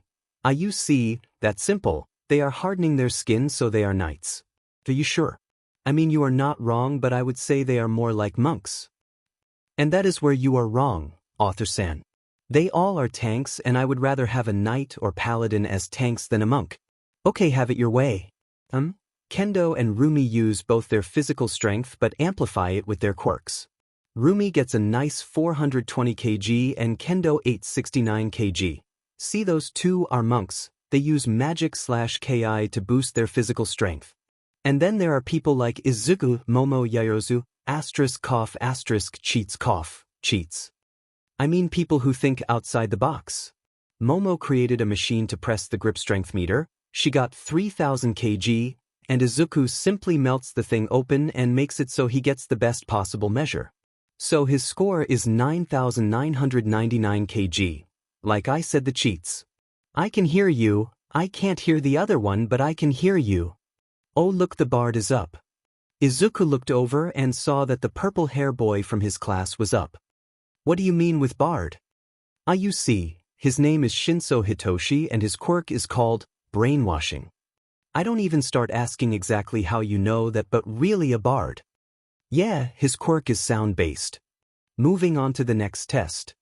Hey, the students now stand before a sandpit. It is time for standing long jumps. Don't just cut me of dash. You may be a goddess but I am the author. Insert evil laughter dash. Singe. Oh, shut up. The mages, berserker and cheats all clear the sandpit. The same goes for those with a time that starts with a 4 or under that. Ijiro and Tetsu had strong legs but didn't make the cut. The dynamite brain also flew over the pit with his explosion. The 3 teachers weren't that surprised that so many cleaned the pit, they had an idea of who would clear by the end of the dash. Someone that supported them was Yuga Aoyama. He cleaned the sand pit by jumping backwards and propelling himself with his quirk that shoot a laser from his belly button. They then moved to the next test. A distance run. They would run 3,000 meters along a track around a football field, a soccer field for you Americans. All the students got ready in a different way. Izuku Howard with his flames for a bit, Bakugo was taking a sip out of his bottle to prevent dehydration from quirk overuse, Kendo was testing her divergent, with running a few meters to get a better feeling for her boost, Fumi has created her wings and was feeling them out, Rumi was doing some warm-ups and then there was Momo, she created an e-scooter. Cheated. They then all got ready at the starting line and at the starting single Izuku, Bakugo and Fumi flew forward. Momo, a few milliseconds behind, simply drove her scooter. Shinso was also on the scooter because he had brainwashed her into taking him along. Izuku was generating flames from his feet and hands in an Iron Man style and shot forward like a missile. Fumi had her wings made bigger and she was climbing in altitude to then make a fast dive while reducing wing sizes to reduce the created drag and was repeatedly doing that. Bakugo was firing his explosions but couldn't match the stream of fire from Izuku, Fumi's wings or the e-scooter. He was then overtaken by Shoto, ice creating / skating and Ida who ran full steam ahead and said something about shifting into highest gear. Bakugo then also shifts gear up and uses bigger explosions to catch up again. He also started screaming at them for being F extras and cheats. The rest were normal, running with Kendo, Rumi, Mina and Pony leading the pack. Kendo and Rumi were constantly fighting to keep first, but they then focused on catching up to Bakugo, who got a little bit slower. Mina was skating on the acid from her feet and Pony simply ran. The first place goes to Shinso because he had jumped from the scooter. Second was a confused Momo. Third was Izuku with a nosebleed from quirk overuse, but he quickly fixed that with Soul. Fourth Fumi. Fifth Shurhai Kuwaro. B. He had hitched a ride in Fumi's shadows. Shoto got 6th place. 7th place is Kendo that had overtaken Ida, who was 8th, and Rumi got 9th place. Bakugo got only 10th because of the dehydration from his quirk after he used bigger explosions to boost him. The repeated sidesteps was not as fun as the others, but there were some interesting things.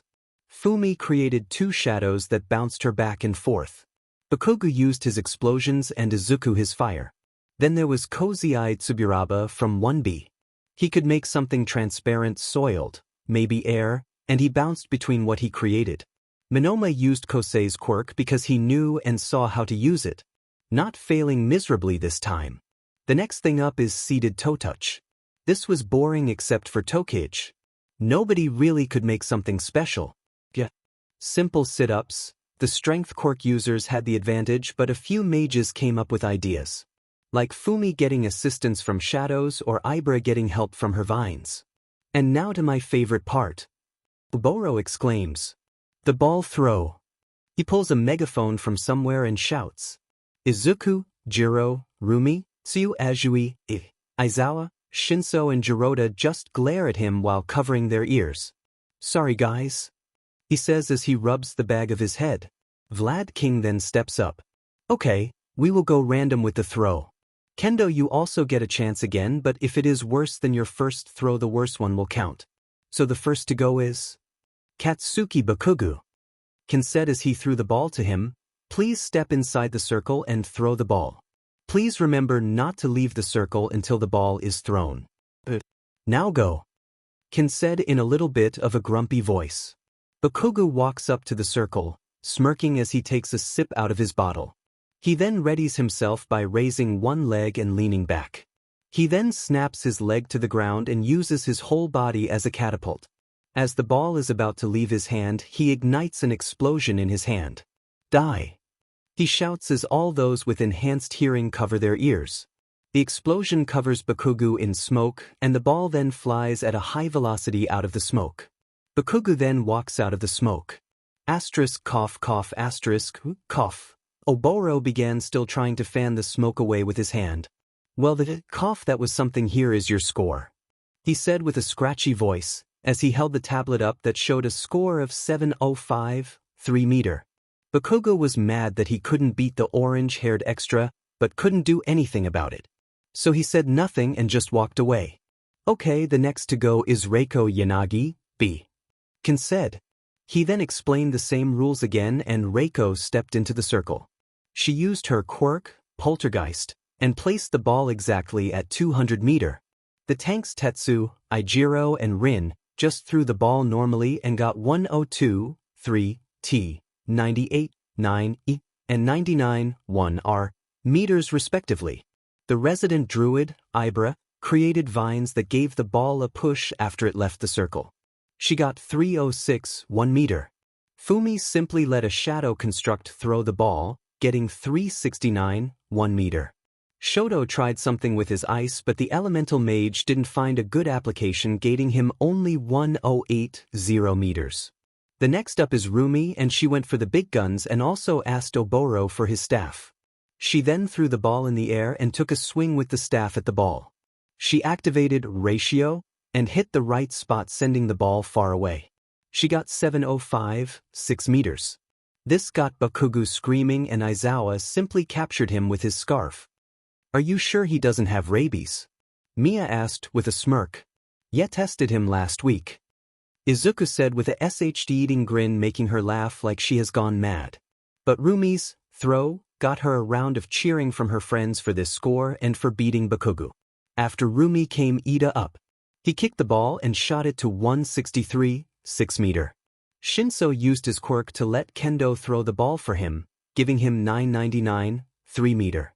It wasn't as good as her first throw, but he was satisfied with it. After Shinso went Uraraka Achiko to the circle. She simply deactivated the gravity of the ball and threw it, getting her an infinite. Monoma was up next and copied her quirk and also got an infinite as score. Oh, another cheat. Oh, now it gets interesting. He got first place in the entrance exam. Ken said as he pointed to Izuku. It is Izuku Midoriya. He got 140 points and is the representative of the first year of the UA classes. He told the classes, getting a cheer from them for Izuku. Agen-sensei, and this goes for you as well dash, he said, turning to both classes. Please call me Zenko. He told them. Like in the Kitsune category that are directly in connection to Inari. Ibra asks, which he confirms. He always likes when someone knows about the old myths. Izuku then goes into the circle, grabs a ball and throws it straight up into the air. Volcanic punch. He says as he covers his right arm in red flames and he punches the ball with it as it comes down. He also accelerated it further by using the black flames of Amaterasu. The ball just keeps going before the ball finally lands at 2004, 7 meters. With his performance finished, he turns to his classmates and bows to them like someone would after a performance. Mia decides to mess with him and creates flames behind him for extra effect. A mixture of purple dash, black dash, green, and red flames to be precise. This stuns them all and after a few seconds all cheer except Aizawa and Monoma. Aizawa looks like he is about to pass out and Monoma is angry that a Class A idiot took the spotlight. Ah, that was a good show, and now to the last one. If you would please take a shot, Miss Yayarozu. Boro said as he turned to Momo. She quickly went up, created a cannon and shot the ball away, literally taking a shot. The tablet showed 2004, 1 meter. That was a nice shot, miss. Okay, I will give you the score in a minute, but first. He then suddenly lost his grin and made a serious face. You now had a little fun and got experience with your quirks, but this isn't how it will be the entire time. This school will teach you all about becoming a pro hero, and this is exactly why you are all want to become pro heroes. But please remember, this is one if not the most dangerous job out there. He said, silencing them all. This isn't some game but real life, and it can turn on you quickly. See this scar? He says as he feels it up. I got it in my second year in UA. During my hero work studies, I was attacked by a villain named Garvey. I was in a collapsing building and nearly killed. I don't know to this day exactly how I survived, but I know I am very thankful for that. It is great to be a hero, I know this firsthand. But please be careful, I know things can become overwhelming, but don't be ashamed to speak with your teachers about it. He said, his lips forming a small smile. All were thinking about his words. Sorry for killing the mood, but it needed to be said. I hope you all can become great heroes, so I can boast about all my wonderful students. He finished with a small joke as he nodded at Kan, who was also smiling. Aizawa was uncertain how to feel. Oboro is one of his best friends, and he remembered that day when he was nearly killed, but the joke was clearly a jab in his direction. Okay, the scores for the exam are as follows. Ken then showed the final scoring for both class. Class 1A, 01. Izuku Midoriya 02.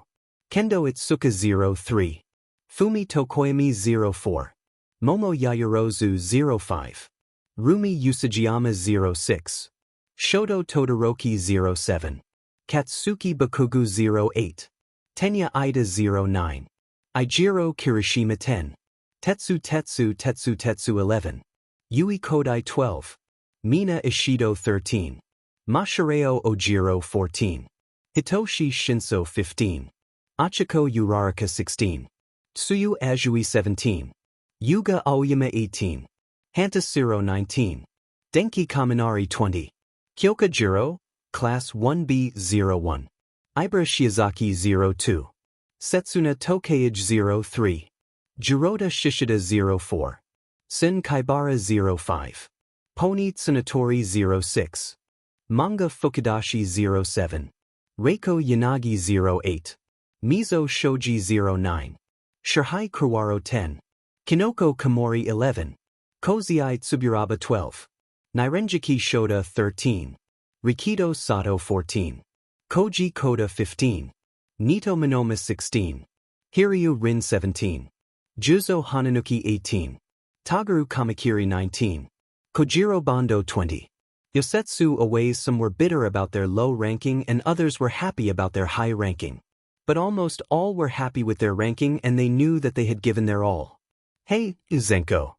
A few of Izuku's classmates approach him, including Kendo, Rumi, Fumi, Yui and Shoto.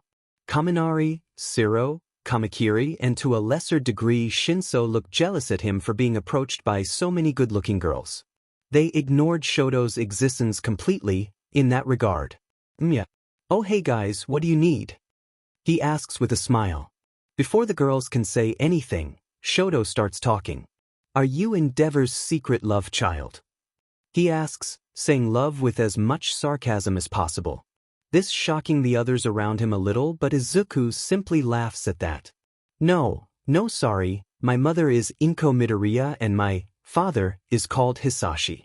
I am not related in any way to you, as far as I know," Izuku told him. Shoto simply nodded and went into the locker room. The rest look a little dumbfounded at him and they then turn to Izuku. The girls try to ignore what Shoto said and they go on with their own question. "Would you like to hang out together after school?" Kendo asks. I would like to, but I promised May to drop by after school because of the mech we built and something about my hero costume." He told them, irritating Yui and Fumi a little because they didn't know her. "I can't come today but maybe tomorrow." "Is ****, okay," the four said as they walked away. "So, Kodai and Tokoyami, what do you want from Zenko?" Rumi asks as they were changing. "Interested," Yui simply said. "By his quirk or his personality?" Kendo asks. Personality. Like Bright Sunday, Yui said the others agreed with that. He is like a sun with both how he acts and how he uses his quirk. But he can also be like a dark abyss. Fumi said, confusing the others. "Is this why you are interested in him?" Kendo asks, making her blush a little. "Well no, he is really cool and..." Fumi mumbled something the others couldn't understand. "What did you say?" Kendo asked and Fumi mumbled so the others still couldn't understand what she said. Kendo was about to ask again but a shadow with glowing yellow eyes came forth. Fumi-chan always had fantasies about foxes and fox quirk people, her predator, if you know what I mean. The shadow told them. Fumi's blush intensified and she hid her face behind her hands. Rumi patted her on the back while the others stared at her.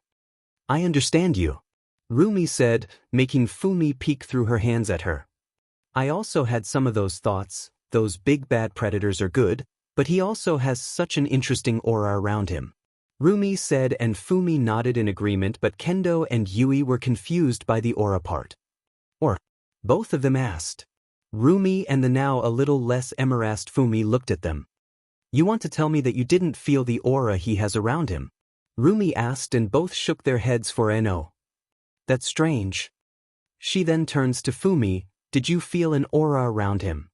she asked and Fumi nodded slightly. "Maybe it is because of our quirk," Rumi theorized. "I mean we both have mutation quirks, animal mutation to be precise. Maybe it is those mutation quirks that can notice the aura he has."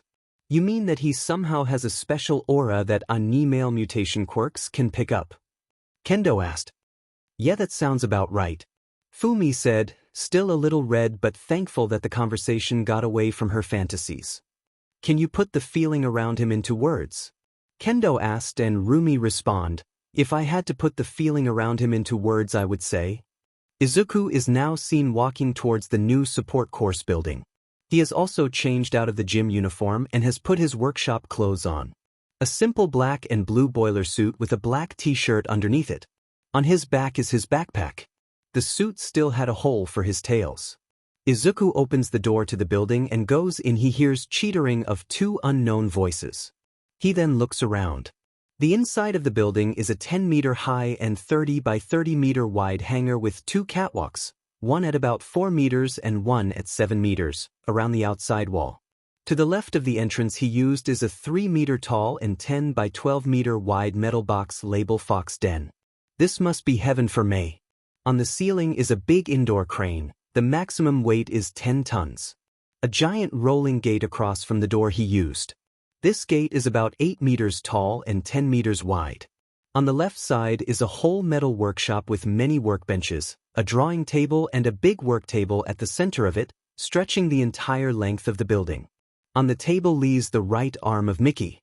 Across from the workshop are 3 frame support structures, with the middle one being the one in which Mickey is placed at the moment. Mickey had her cockpit open and she has been repainted. She now had a military green and gray color scheme. The 2 unknown voices belong to a boy with white/golden hair and a girl with black hair, white fox ears and a white tail. Both were standing in front of the work table with the right arm of Mickey on it. They argue about something while pointing at the arm. Next to them is May. She is working on something on one of the workbenches. Occasionally she would say something to those 2. Izuku decided to place his belongings in the fox den. He walks to it and goes in. It is basically an office/break room. It is about 120 sqm. In the room are 3 desks with PCs on them, a little kitchen, a few lookers and 2 beds. Maybe if we want to work on something for an extended amount of time. Izuku places his belongings into one of those lookers and then goes to May and the others. "Hello guys." He called out to them. May and the others turn to him and May jumps up and runs to him and she then pulls him towards her workbench. "Good that you are finally here, Zenko," she said as she started to pull him. "I have finished what you requested for your hero costume." "Ah, that's nice, but would you introduce me to those 2 first?"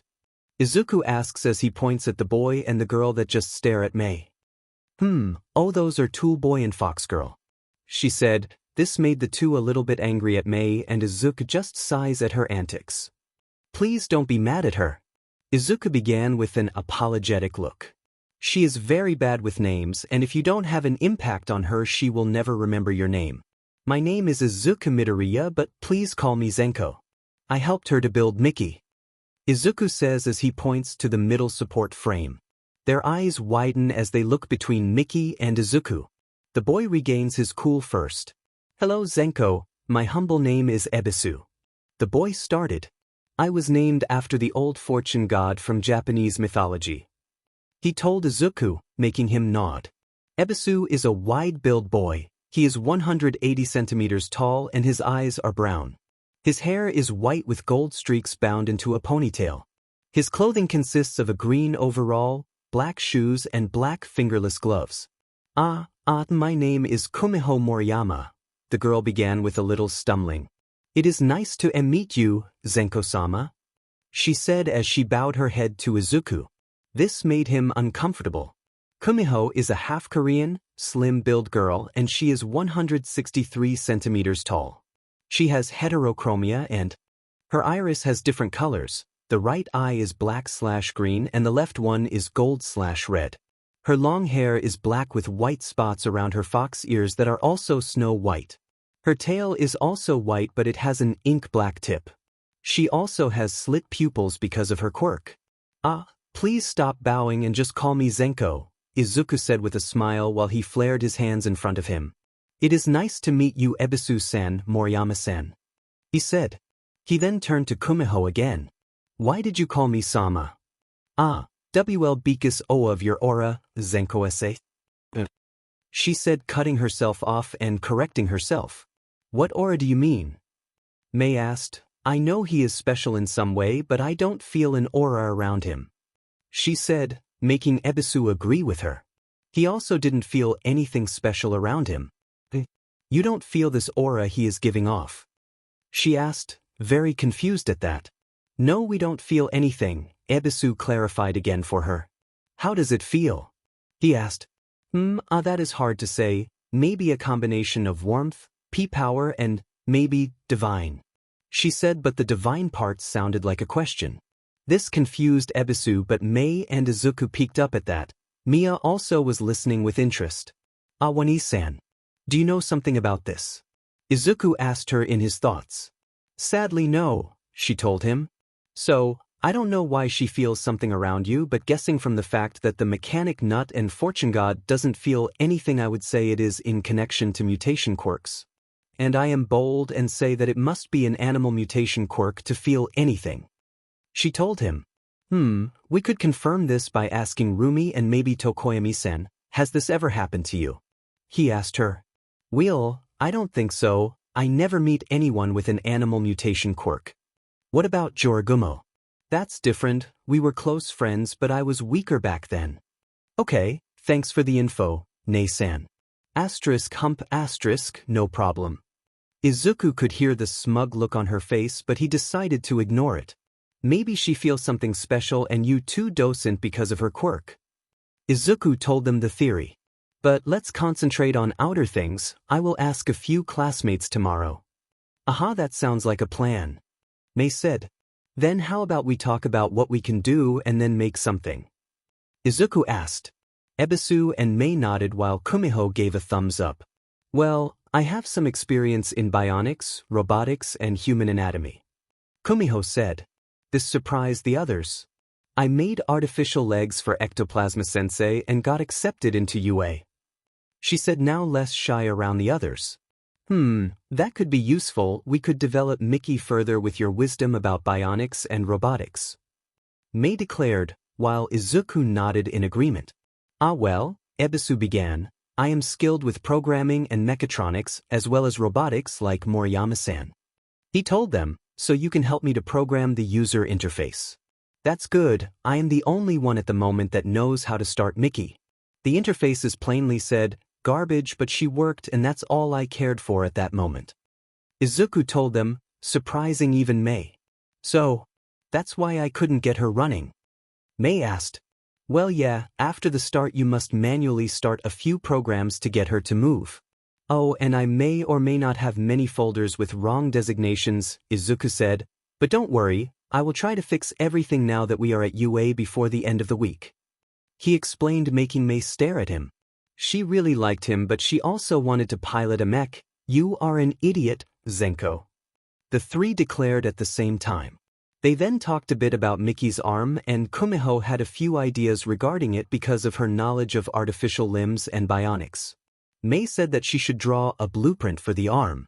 So she got up and started doing that. Ebisu also had an idea and got up and began drawing on some blueprints. Mei then ordered Izuku to right his wrongs, so he quickly got up, ran to the fox den, and grabbed his laptop to start reprogramming.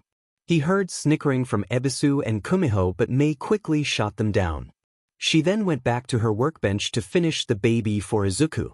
After 2 hours of work, they all sat back together. Izuku was almost done, but he would need about an hour for the last parts. Mei had finished her baby for Izuku, but that will only be revealed in the next chapter. Ebisu and Kumiho showed them their plans, and both Izuku and Mei were surprised by their designs. Ebisu's plan is a power tool arm that could make Mickey in a construction/demolition machine for construction firms. Mei and Izuku agreed that with Mickey's strength and tools for her size, she could be a superior construction machine. Kumiho had drawn out blueprints for an arm that closely resembles that of a human. It also has a theoretical strength increase of 30% along with some other minor improvements. This design is not as simple to realize as Ebisu's is, but it is more universally usable. Mei and Izuku gave improvement ideas to them while all four of them were discussing minor improvements and flaws in the designs. The next day, Izuku and Mei had slept in the fox den because they wanted to work as much as possible. Around 1800 hours had both Kumiho as well as Ebisu left, stating that they weren't as nuts as Izuku and Mei, which confused Mei but amused Izuku. It was now around 7 in the morning and Izuku had gone to the lookers and changed his clothes into the normal school uniform. He was now walking towards his classroom. Today would be special. The first real lessons at UA, and after lunch they would have heroics with All Might, and if you ask how he knows, that's simple, his mother told him. Izukuno also has his noise earplugs in his ears because he isn't willing to go deaf when all teachers are this loud.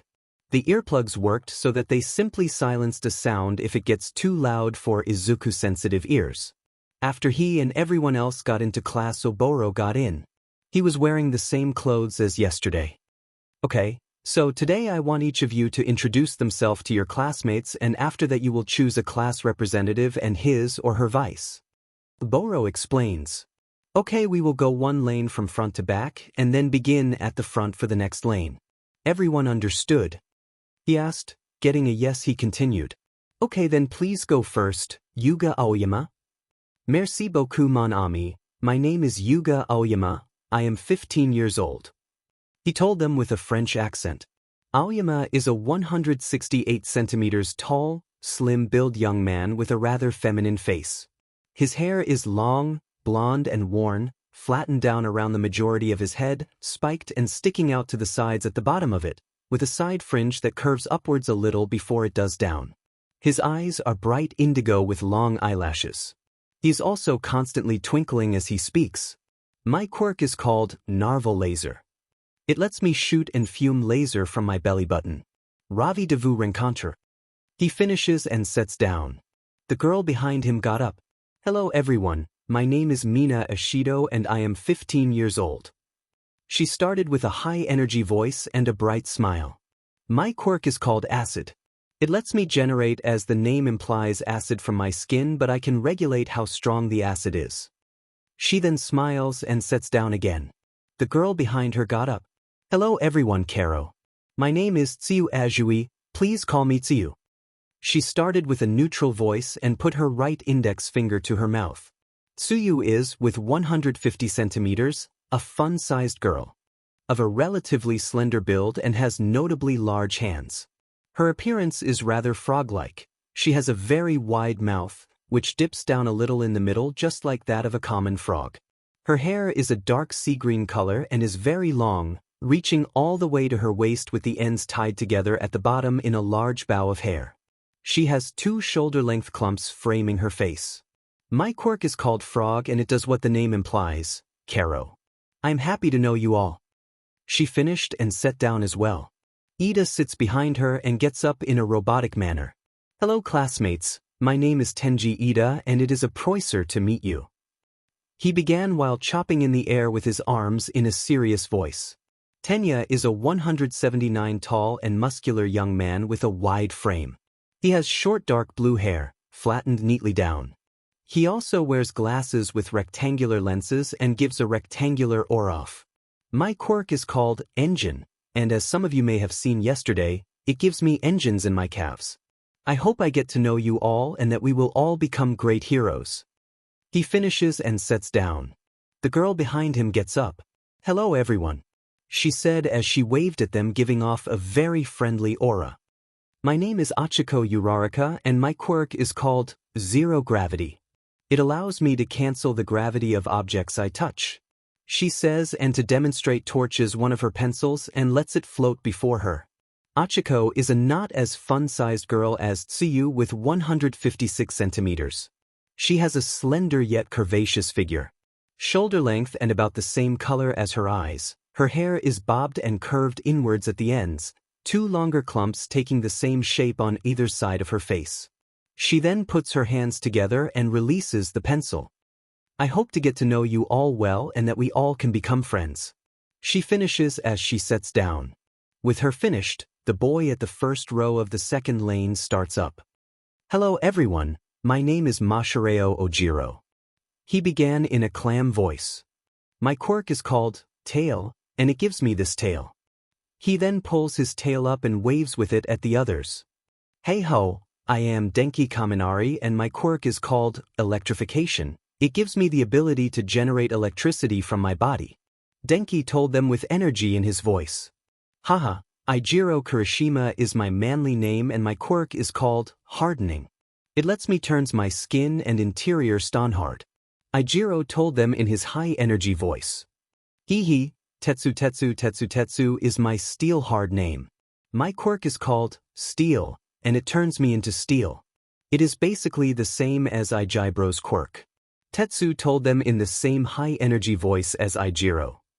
Yo extras, my name is Katsuki Bakugu, my quirk is called Explosion, and I will become the #1 hero, so you better remember my name. He exclaims, getting protests from others, but most just ignore him. Hello, I am Kyoka Jiro. It is nice to meet you. My quirk is called Earphone Jack, she told them as she held up her earlobes that work like headphone cables. It gives me an extremely fine hearing. Hello everyone, I am the Shadow Empress Fumi Tokoyami. My quirk is called Demon Bird. It gives me control over shadows and I can freely form them, but they are stronger when they have a bird form. She told them. Fumi is a fun-sized girl with 153 centimeters tall. She has a slime but with a mature physique build. Her hair is long, like black feathers, while her eyes look like pyrite. Hantasiro is my humble name, and my quirk, tape. I can generate and shoot tape from my elbows. He tells the others as he holds up his arms. Hello, my name, Yui Kodai. Quirk, size. She began in a neural voice. Lets me control size of things I come in contact with. Hello, my name is Shoto Todoroki. My quirk is called half cold half hot. He told them and then simply sat down. Haha, my name is Rumi Usajiyama. She told them as she strikes a cool pose. Rumi is now 160 centimeters tall. Her figure is muscular and matured a lot in the last 10 months because of her training by All Might. Her hair is white, smooth, and goes down to her waist. Her eyes resemble rubus. She has white rabbit ears and a white cotton tail. My quirk is classified as two separate quirks because they have different effects. My first quirk is called rabbit. Yeah, the name says anything. The second is called ratio. I'll let you figure it out yourself what it does, but not now. She then sits down and Izuku stands up. Hello guys. My name is Izuku Midoriya, but like I told you yesterday, please call me Zenko. He began with a smooth voice. His natural aura claims the room, but only Rumi, Fumi, and Tsuyu could feel it. Well, my quirk is called Kitsune. It gives me my fox appearance and lets me control fire to my wish. Izuku said. He had told his mother and the others that knew about his quirk that he will call it Kitsune for the time being. Izuku is a 170 centimeters tall young man with a muscular but slim body.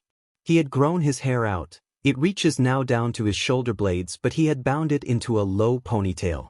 His hair is dark green with black tips and one silver streak on the right side over his left eye. On the top of his head are fox ears that have the same green color as his hair, with the tip being black. The fox ears had replaced his normal human ears. He has 3 fox tails looking out of his uniform. They are as green as his hair with black tips, but they now have silver rings 3/4 in the length of the tail. His iris is emerald green with golden rings around them and 5 purple rays in the iris, as well as black slit pupils. He then sits down and Kendo stands up behind him. Hello everyone. She starts with a bright smile and her eyes closed. My name is Kendo Itsuka and my quirk is called Divergent. I have a sort of inner energy that boosts my physical power. The energy pulse inside me, and when I activate the energy it gives a boost to my hits, but these second hits always hit the same spot I hit or by my body. It sounds complicated, but when I use it it's simple. Kendo said while rubbing the back of her head. She changed in appearance a little after she met Izuku for the first time. She is still slim but has packed a little more muscle. She also changed her hairstyle to a high ponytail. She had sat down and Shinso stood up.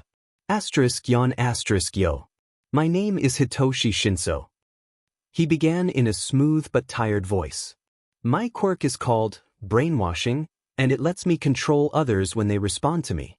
It also works on myself, and I can shut down my body's protective function to use 100% of my physical power. He told them and then sat down. Hello, my name is Momo Yayorozu and my quirk is called creation. It lets me create non-living things out of my lips. It is nice to get to know you all.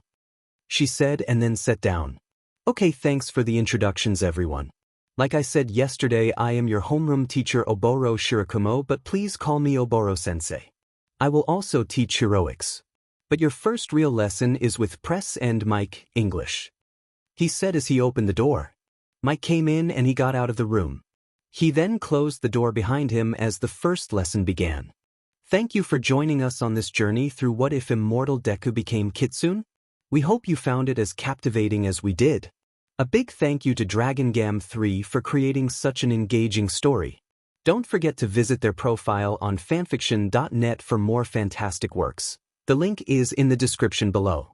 If you enjoyed this video, please give it a thumbs up, share it with your friends, and subscribe to Zenin Fanfics for more intriguing explorations into fanfiction and fantasy. Your support helps us create more content like this, and we love hearing your thoughts and suggestions in the comments section. See you soon in the next video.